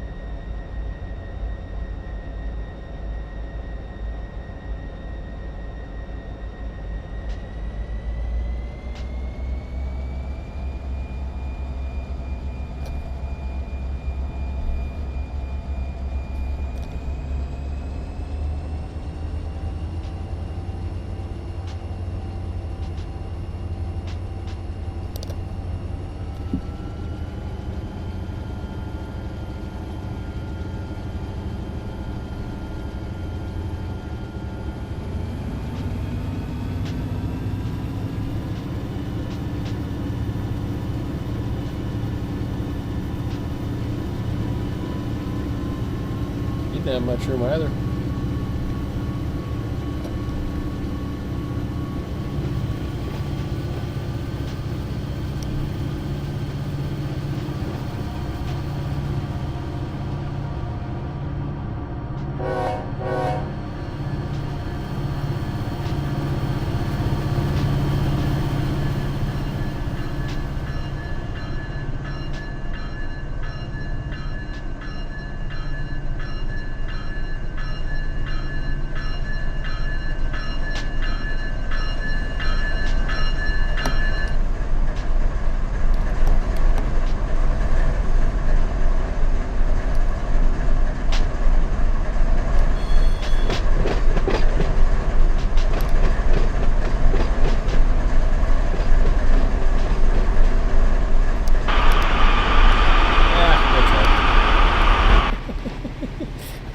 I'm gonna try to flush a toilet. More.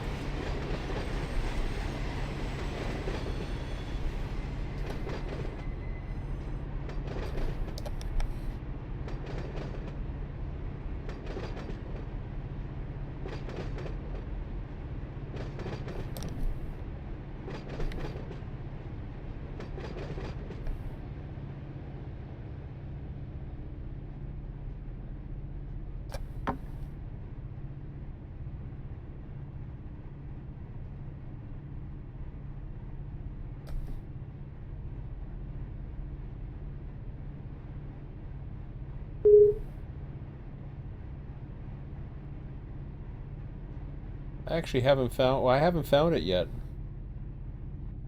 I know about it. I just haven't seen it.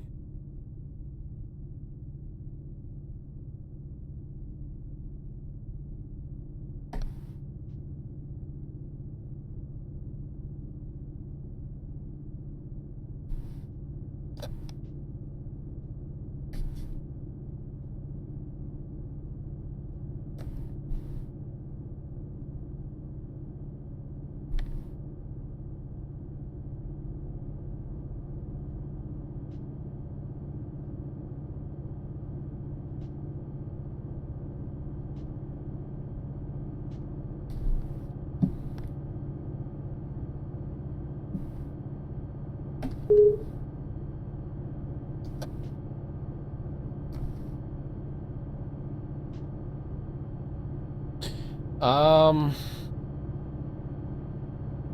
The UP can do it. I forget which ones.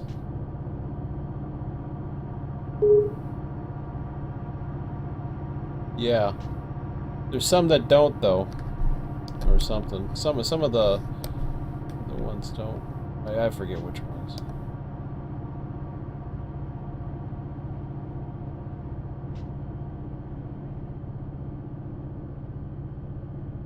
I think the UP does, the CSX doesn't. Maybe that's why I was thinking I was in the CSX. Can't remember.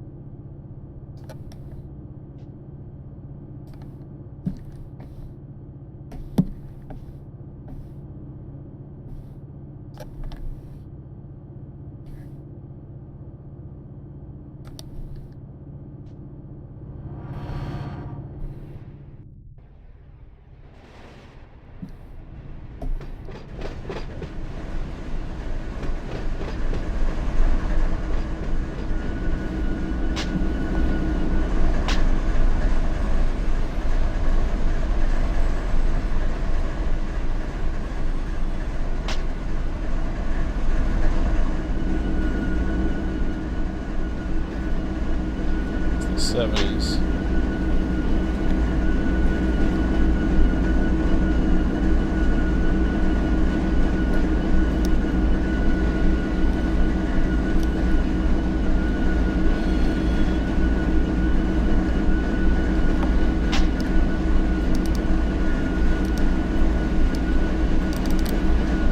Do I have to actually be on the train? Oh, there we go.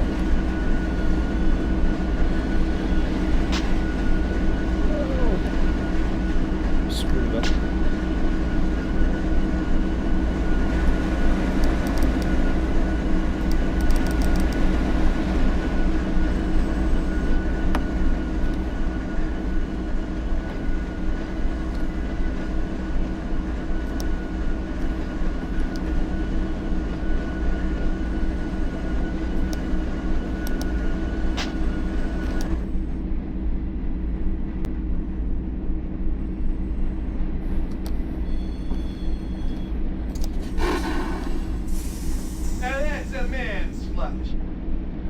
What? I haven't tried that. Now that's a man's flesh.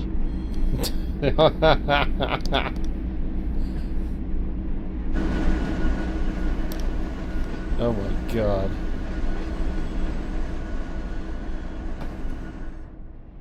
Yeah. That's the first time I've done that. CSX doesn't have that in there. It's in the 70s.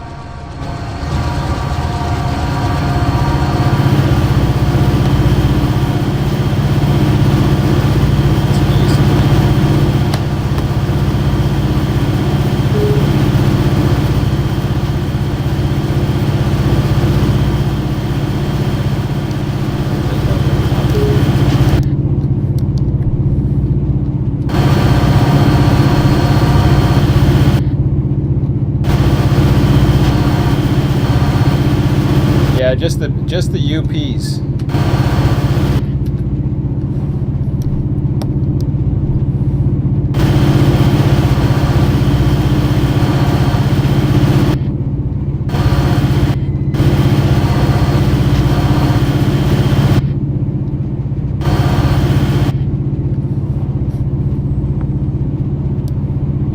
I think he says, and that's a man's flesh or something. I don't know.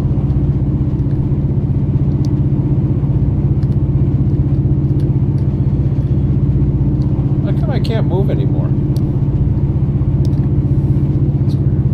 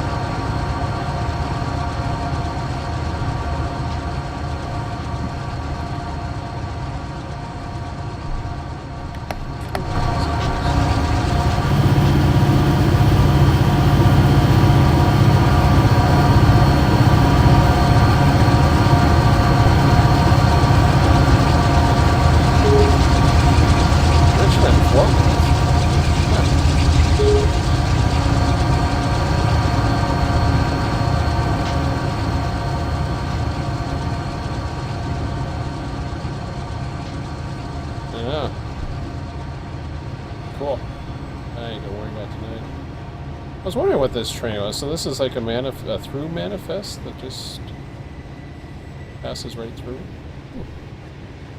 Interesting.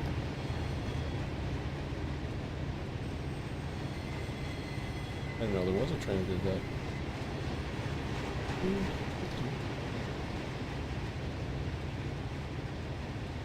At least I know I have all these cars. After I see this train, I think I'm going to take off.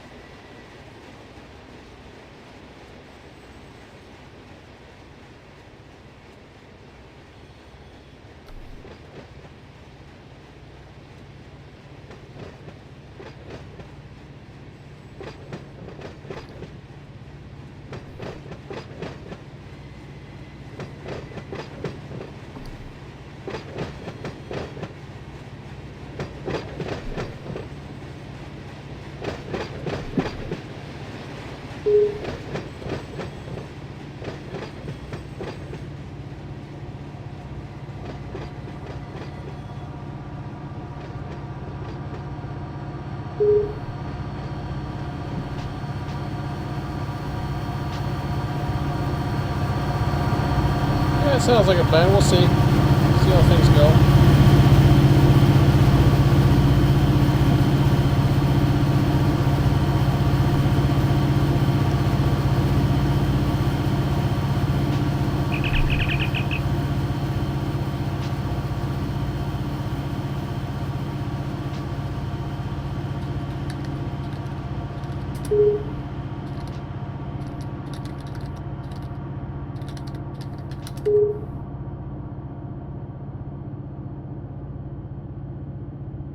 So yeah, we'll see how things go. I had fun tonight.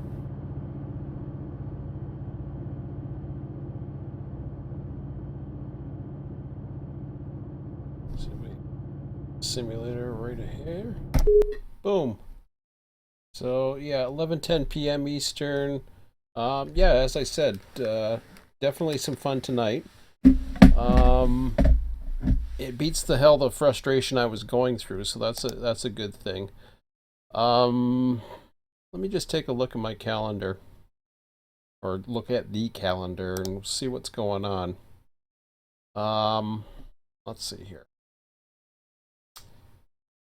So, as I've mentioned before too, I'll do this for 5 minutes before taking off for bed here.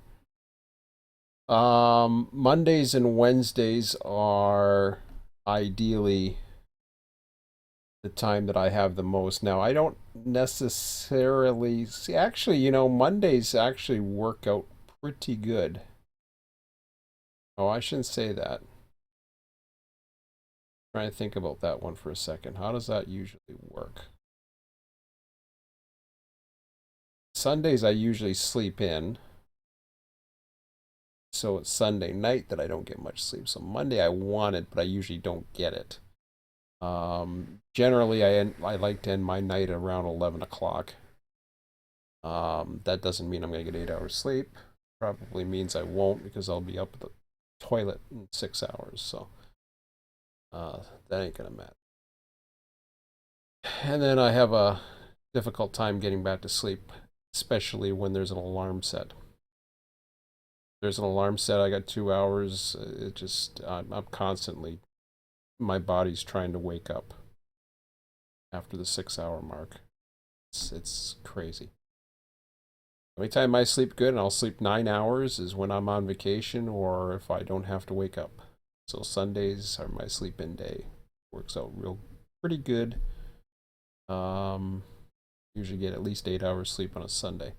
So Monday's possible, but we'll see. Wednesdays, of course, are good for me as well. Tuesdays and Thursdays have always been a difficult night, and that's traditionally the nights where Mike and I would dispatch, and a lot of people would get together. That was all a difficult time, especially as my son got older, because not only summers it's even worse because he stays out till, or he doesn't have to get home till 9, so that just really takes it out. But now he's 8:30, which is even more.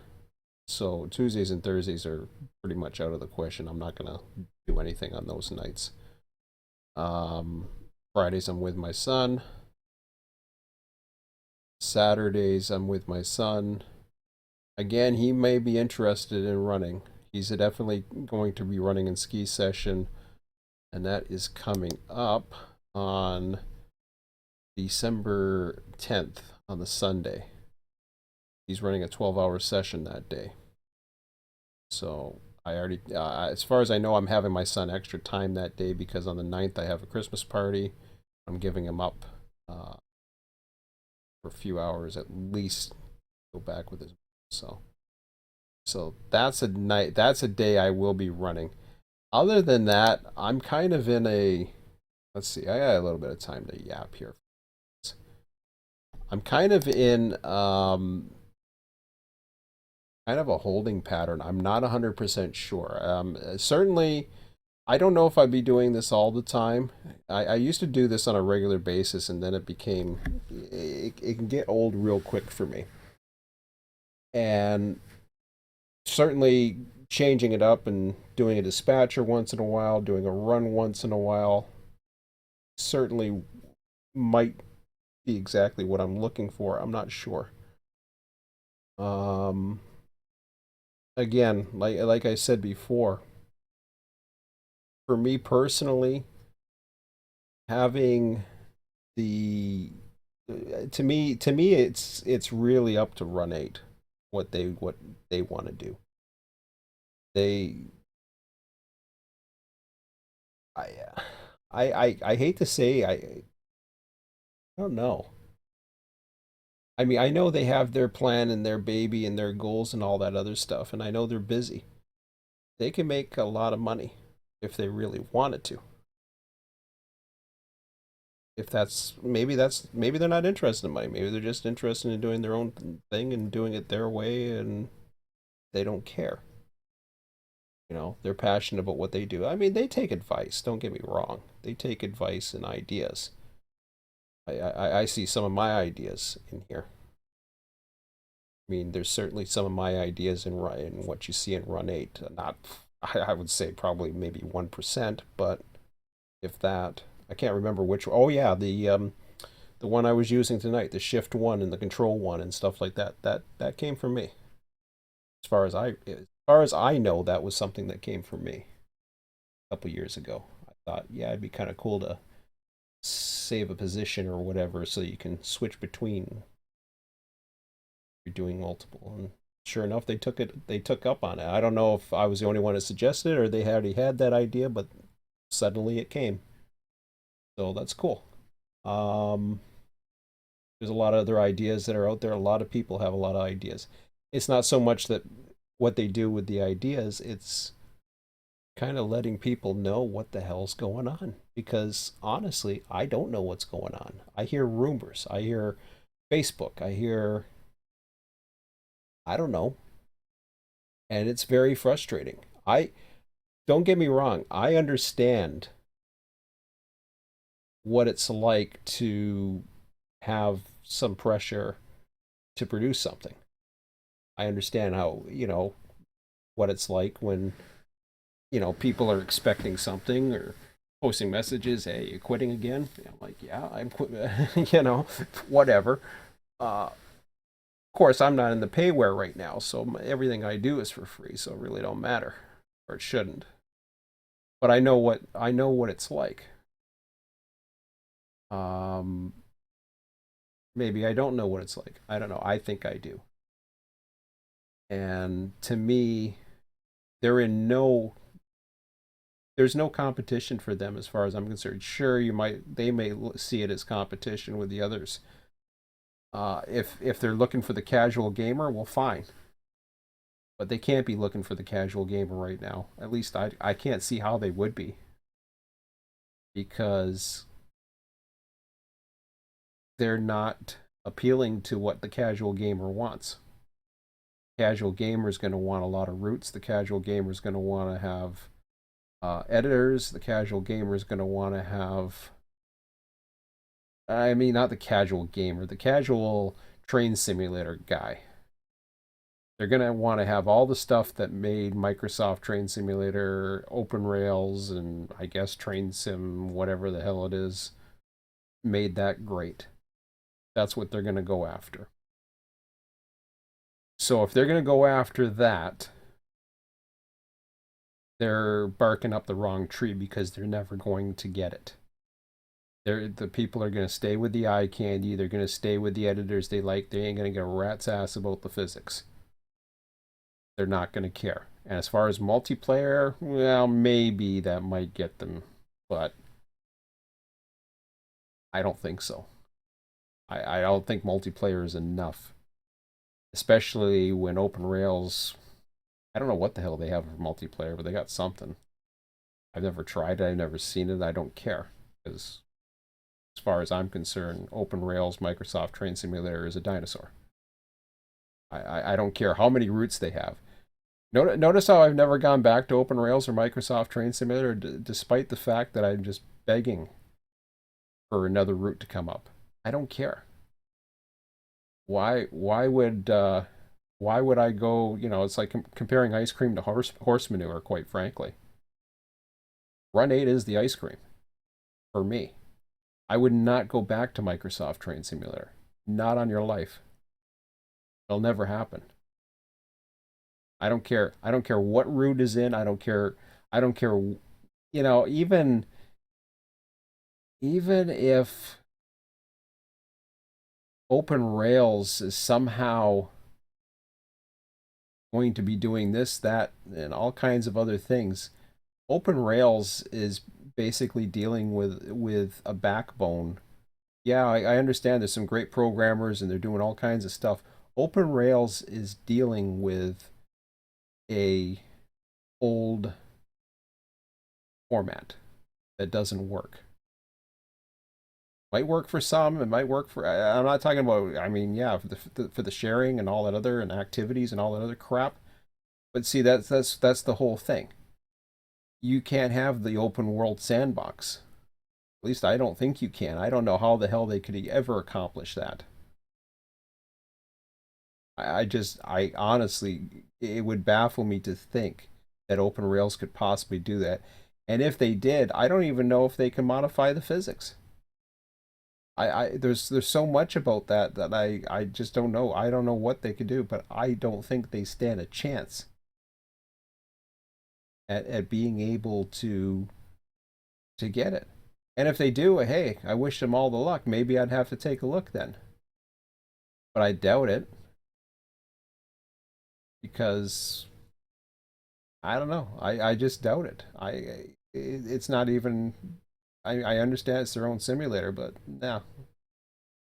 And whatever the other bozos with the year, the new flavor of the month.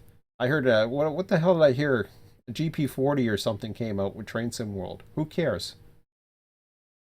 I saw that post today, and I felt like saying basically blatant, explicit, whoopee, you know what? It's like, okay, that's nice. I wonder how many sales they're going to get of that. Are they going to beat Run8 in sales for their GPs? I'm curious. I'd be really curious to find that out. Something tells me, as sick as it sounds, I think they would beat Run8's sales. And there's nothing Run8 can do about that because that's not Run8. That's the eye candy simulator. That's the moving pictures. That's nothing. They can't even get their physics right on it. You know, all the promise that Train Sim World had. Train Sim World is absolute garbage. Total garbage. They don't know. The people behind it don't know nothing about train simulation or trains really. They're idiots. They make a lot of money. They pissed a lot of people off. Thankfully, I never bought into that crap. I just kind of looked from afar and I was just like, I'm waiting to see what people say about it. I'm waiting to see. I'm gonna wait and see what this has. And just the whole storybook and the cut scenes and all the other garbage they had in the first video I ever saw of it, I thought, oh boy, this is a game. This isn't a simulator. Um, and sure enough, and the other stuff that came out there, and I know I'm rambling. I'll stop it at 10. I'll stop it at 7 minutes. Stop.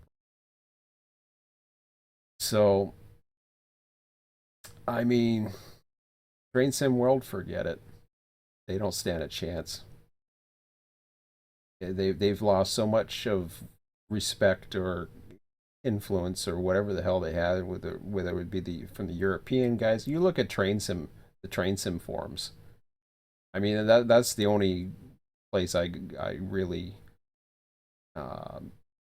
look at anything, and I mean it's a casual group of guys. You know, it's not a big forum by any means, but I look at the forum discussions of Train Sim World on that, and it's hilarious. I mean, the people who had high hopes for that and just were utterly disgusted with what they came up with. You know, and thankfully, well, some people put some money into it. Well, hey, you want a little bit of eye candy, like even in Run8 tonight. I mean, it gets repetitive when you're seeing the same trains over and over again. Now that's got nothing to do with Run8. That's not Run8's fault. For me, what gets me excited is the full operation. So if that's what gets me excited, just like how California used to be, except California is this huge freaking monster now. And you have to make a lot of sacrifices to get to California to work in a modest crowd like the server I was on tonight. And based on the the the activity, or not the activity, the AI spawner and the non-scheduled crap of just throwing a train wherever the hell it wants and repeating symbols, and the total lack of a functional random generator. The random generator is flawed. I don't know how many times I gotta keep saying that. And until they fix it, until I see evidence that they fixed it, it is flawed. It's garbage. I learned my lesson a few years ago in programming RTS. You have to seed the random numbers. You cannot sequentially call random numbers one by one in a sequence and expect to get random results. You won't get it. So, despite the fact that I don't have RTS2, I can still speak from experience. I can't do graphic programming, but I know how a random number generator works. That is not a random number generator working properly. It's been an issue since day one of Run8. You ever take a look at the engines? That's the first time I ever noticed. Watch the engine numbers. You'll see patterns when engine numbers come up. Just pay particular attention to the sequence of engines and you will see what I'm talking about. Maybe you won't. Maybe only I can see it. Maybe I'm gifted or ungifted or lunatic or conspiracy theory or whatever. But there's a sequence. There's a pattern. And if you were to spawn trains and you know the range, you keep spawning trains. Watch what happens. Just put it into a spreadsheet. I guarantee you will see a pattern. That is not random generation. What happens with the other one? Here's the other one. When it was set up for the tonight, we had a defect detector. I hadn't had that in a long time. Now, like Ski was doing with 600 trains, he's put 600 symbols into California to try to get it. He still gets repeats. Doesn't get that many, but that's because he's really stacked it. He's still not going to get exactly the ideal situation because at times trains out of Bakersfield isn't going to spawn because they're going to favor the higher numbers. When you give it a lot of numbers, all it's doing is you're increasing odds for something else and losing odds for something else, but it's really not a schedule.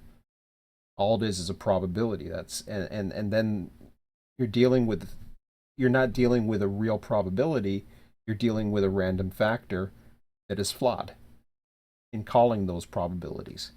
And it never keeps track of them.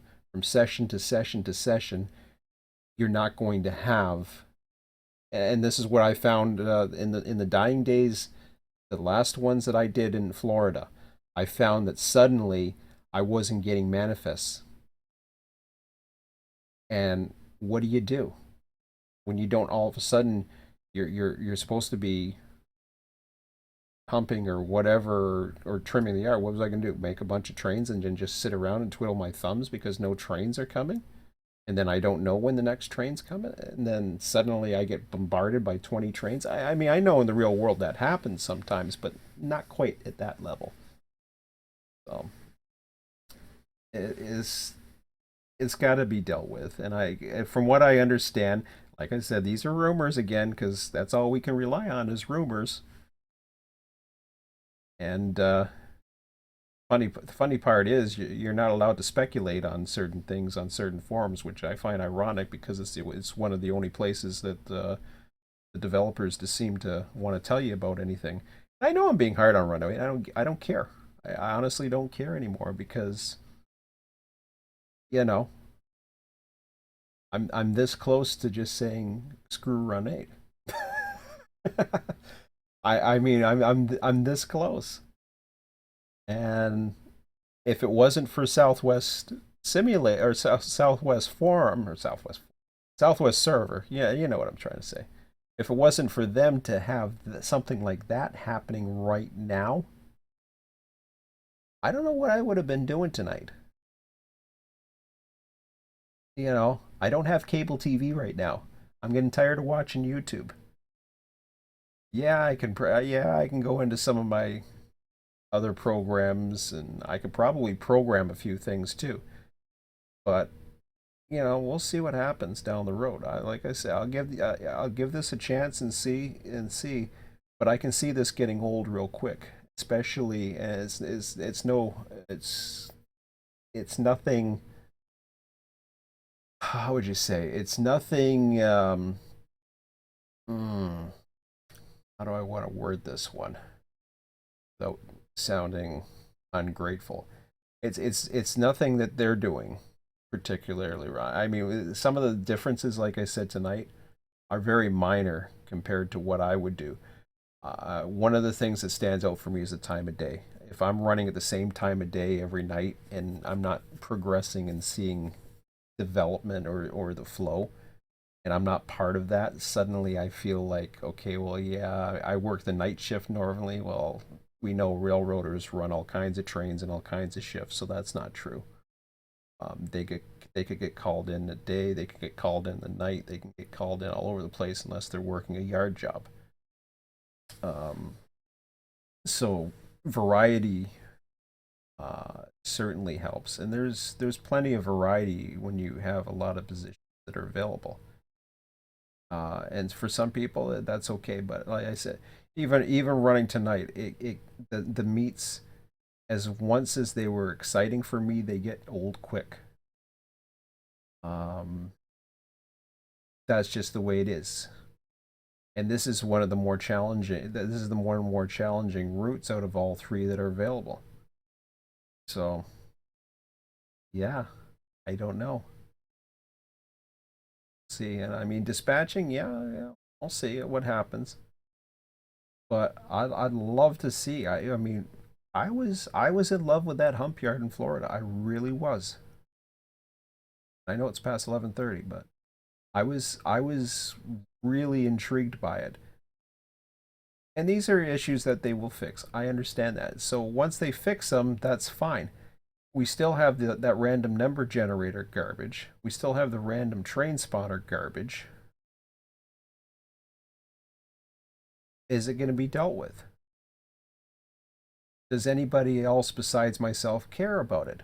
That's the other thing, because I really don't see, certainly in the small um, selection of people on Train Sim, nobody could care less about what my concerns are. Nobody reacts to them. Absolutely none. It's like crickets. The Wikia, I feel like a grumpy old man sometimes. RTS Wikia, nothing. Very little. I get a little bit of sympathy in my YouTube streams. But other than that, I don't really I don't feel as though anybody is as pissed off as I am, and perhaps they're not around anymore. I don't know. Because really it is. It's a piss off because, you know, just knowing what's on the horizon or what's coming or details. Let me give you one example. This is the way I would do it. You have a guy by the name of Cold Games. He is the one and only author of Subsistence. He will tell the community what he has planned. He doesn't tell you when the next release is coming, but he'll tell you, like, in other words, he doesn't want to lose expectations or other that understandable. But he'll post in the forums. I kind of related to this tonight. Here's the one thing about the Steam, as much of a Wild West situation it is, he doesn't own those forums. Steam does. And Steam allows a lot of leeway to take place in the forums. They allow a lot of discussion to take place. They allow a lot of bashing of the product to take place. They allow all kinds of things to take place. Because the cool thing about that, and I see it especially with a great game like Subsistence, is people will self-police. When people started bashing Run8, this was back on Train Sim, back in the first year or whatever, I had Run8's back. They bashed him about this. They bashed him because I forget some of the things they used to bash him about, and I mean literally bash him. I'd have their back. And there was a lot of unwarranted crap. They had to have they needed editors. They had to be this. They had to be that. It's like, no, they don't have to be any of that. They should open it up. They shouldn't have this. All kinds of things. Okay. They say when you if you don't vote you don't have. I don't want to get into politics or anything, but anyways, to me, I've put enough money in this program where I can bitch, complain, whine, squeal, and holler all I want because I have an investment in this. I've invested a lot of time, energy, and money. That don't mean nothing. Run8 can do whatever the hell they want because it's their company, just like I can do whatever the hell I want. If I want to sit here and bitch at a microphone all night, I can do it. Or I can say, screw it, I'm going to bed. I've already spent way too much time on this, which is what I should be saying. But since I'm on a little bit of a tyrant here, why don't I just keep going? Maybe it's entertaining, maybe it'll put you to sleep, maybe it'll put a thumbs down, maybe it'll get somebody to come after me. I don't care. Whatever. I got a bunch of bandwidth. I got nothing better to do with it, so hey, why not? Um, And besides, my throat's getting dry, so I'm not going to be able to talk much longer. Such is life. So we're, this is, and this was the problem with the original Run8 forums. They didn't let it self police. They had an iron rule over it. Yes, there was a lot of people bitching. Yes, there was a lot. They end up going over to Train Sim and doing their bitching, and they were allowed to get away with a little bit more. Not too much though. They got a little bit ridiculous. Yeah, they got warnings by certain administrators, and I won't get into who the administrators were. We know who they were, but anyways, and I've had my issues with that administrator, and we talk on the phone or whatever, and we have different political beliefs and all this other garbage. But I mean, him and I have been through some of the same things together. We've been on the same side of the fence. We've been on opposite sides. Whatever. We get along fine, as I would think, despite our differences. But that was the problem, and with the forums, the Run8 forums, they just needed they were so worried to protect their product. Protect it against what? There's nothing that has touched Run8, despite whether they protect it or not. It wouldn't have mattered. In fact, I would argue that had they not been so protective of their product and let it happen, just let the criticism happen, let all those things, they would probably get more sales. That's my personal opinion. Not my business, not my call, but personally, I feel that would be. In fact, if the Run8 forums still existed and they just let it go, maybe got some moderators in there, to prevent the blatant, personal attacks and the swearing or whatever. That's all that should have been. It's always, to me, that should be a forum. You don't need to get into the swearing. You don't need to get into the massive personal attacks, but you can have discussions and debates and arguments. I think that's very, very positive, despite what people may think of a negative reaction to a product. Because guess what? If enough people are bitching about it and not enough people are defending you, you got a problem with your product. Or you got a problem with something. And you need to face the facts. Doesn't matter. You don't have to always be, it doesn't have to be mob rules. It doesn't have to be majority and mob rules. All it's got to be, you should have enough strong voices like myself or those who have supported you for 5-6 years. And yeah, I haven't bought every single piece that's come out. Whoopie-doo. I've bought enough. And I've put enough of my word of mouth, my content on YouTube. I've done enough for Run8. I've sold copies of Run8. I'll tell you that right now. So I can say whatever the hell I want. And somebody comes after me, tough shit. Sorry for the language if that offends you or anybody. But I have helped sell copies. Okay? There's a guy named Michael Phillips. He was one of the first guys I got to buy Run8. Him and I used to run TD3 together. RTS TD3. Now, maybe he would have eventually found Run8. I'm sure he may have. But he was into TD3. I got him into Run8. We don't talk too much these days. He's over on whatever other forums, and he always has been. We really don't talk much. But Michael, myself, Rob Ball. Never was able to get Rob Ball into it. He was more the TD3 guy. I wish I could have got him over here because he would have loved dispatching. And man, do we really need dispatchers. But there's one. I don't know if I helped get anybody else into it, but I'm pretty sure I did. I'm pretty sure I helped sell copies of certain things, perhaps. I'd love to hear from some of my YouTube viewers if I help them buy something or if I help them get into something. Because I hear a lot of people talk about getting into Run8 because of what they've seen I've done, getting into Run8 this. I've had comments like that. I can't measure that, but it's word of mouth advertising and the amount of content that I put out for Run8, whether it's me rambling or whatever the hell it is, I still promote Run8.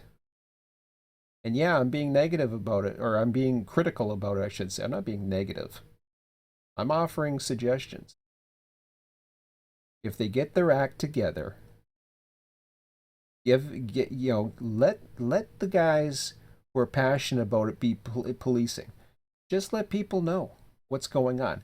Don't go to some special forum just because it's the most popular whatever. I mean, did they not make that same damn mistake with dams? Pardon the pun, dams. Did they not make that same mistake when they relied heavily on dams? For those of you who remember what I'm talking about, they got burnt by that. I don't care whose side you believe, whether you believe Ralph or you believe the Run8 guys. I don't care. Ralph's gone. It's history. He packed up. He had enough of that crap. He tried to do his own thing, and then nobody cared.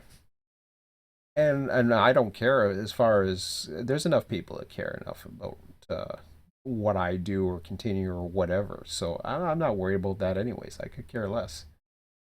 I get a bunch of thumbs down because I'm rambling. I don't know. Well, I put some content on first tonight. I shut up and I ran trains for a while. Had a few little commentaries, just enjoyed myself. So anyways, 11:44. I've rambled on long enough, but like I said, if they allow people who really support Run8 to be part of it, let people self-police, let people have discussions, let people, but just give the information. I mean, put a damn blog on your website, for crying out loud, of what's coming up. Like, why would people give a rat's ass what Run8's going to do if you can't even have the consideration to let the people who've spent money on your product, let them do it? I know I'm giving Run8 a hard time. I get it. I totally get it. I've been giving Run8 a hard time now for the past month. It irritates the hell out of me because they have the potential. And guess what? This is my soapbox. Tough shit. Shut me up. You ain't gonna do it because this is my soapbox. You can't touch me. If I want to make a jackass out of myself, I'll make a jackass out of myself because this is my YouTube channel. This is my soapbox.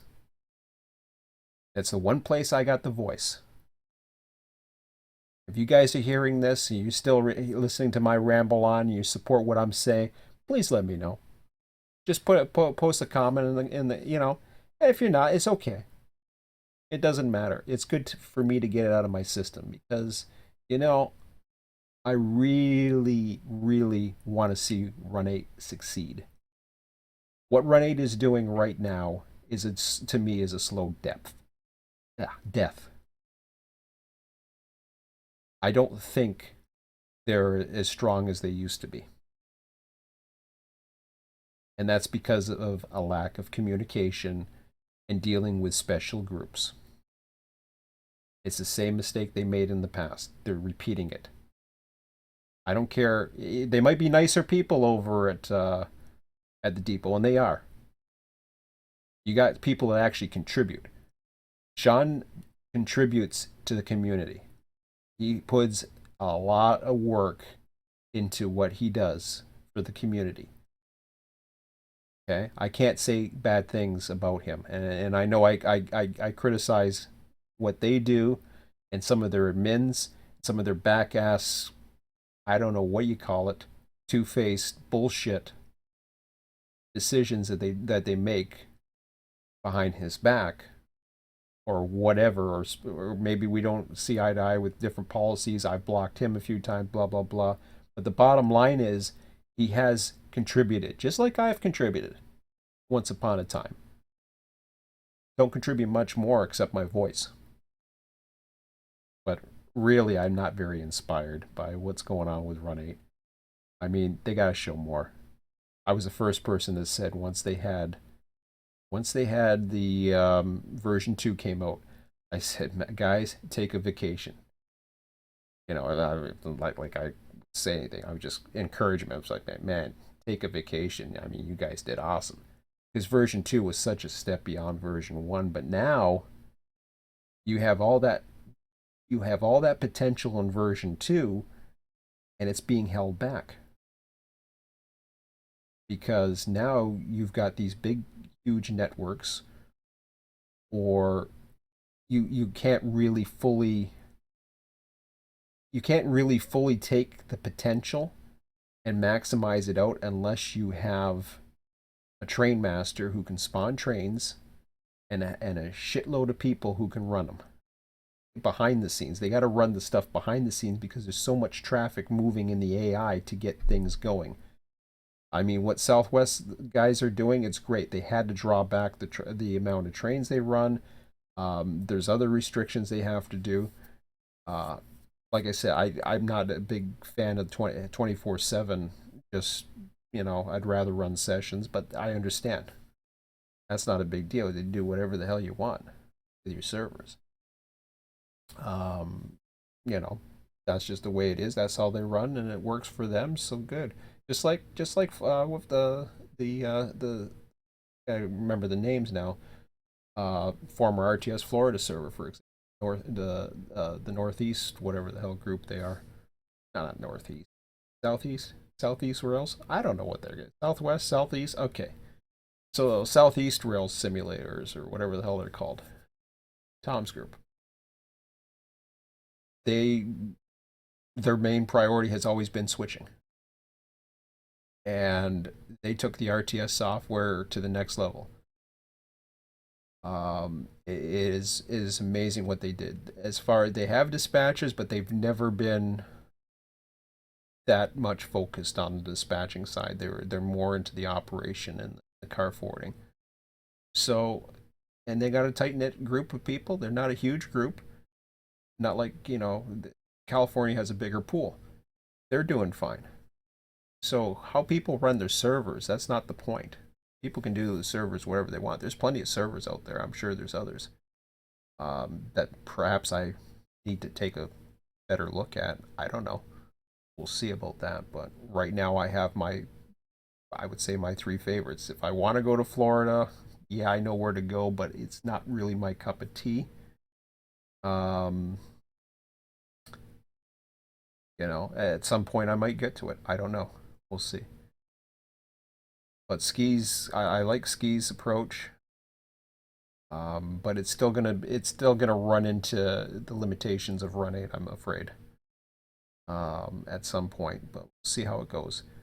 By the way, just in closing, when I run on Ski's server, I'm not 100% certain I'm gonna live stream it. Only because Ski and I usually will start talking.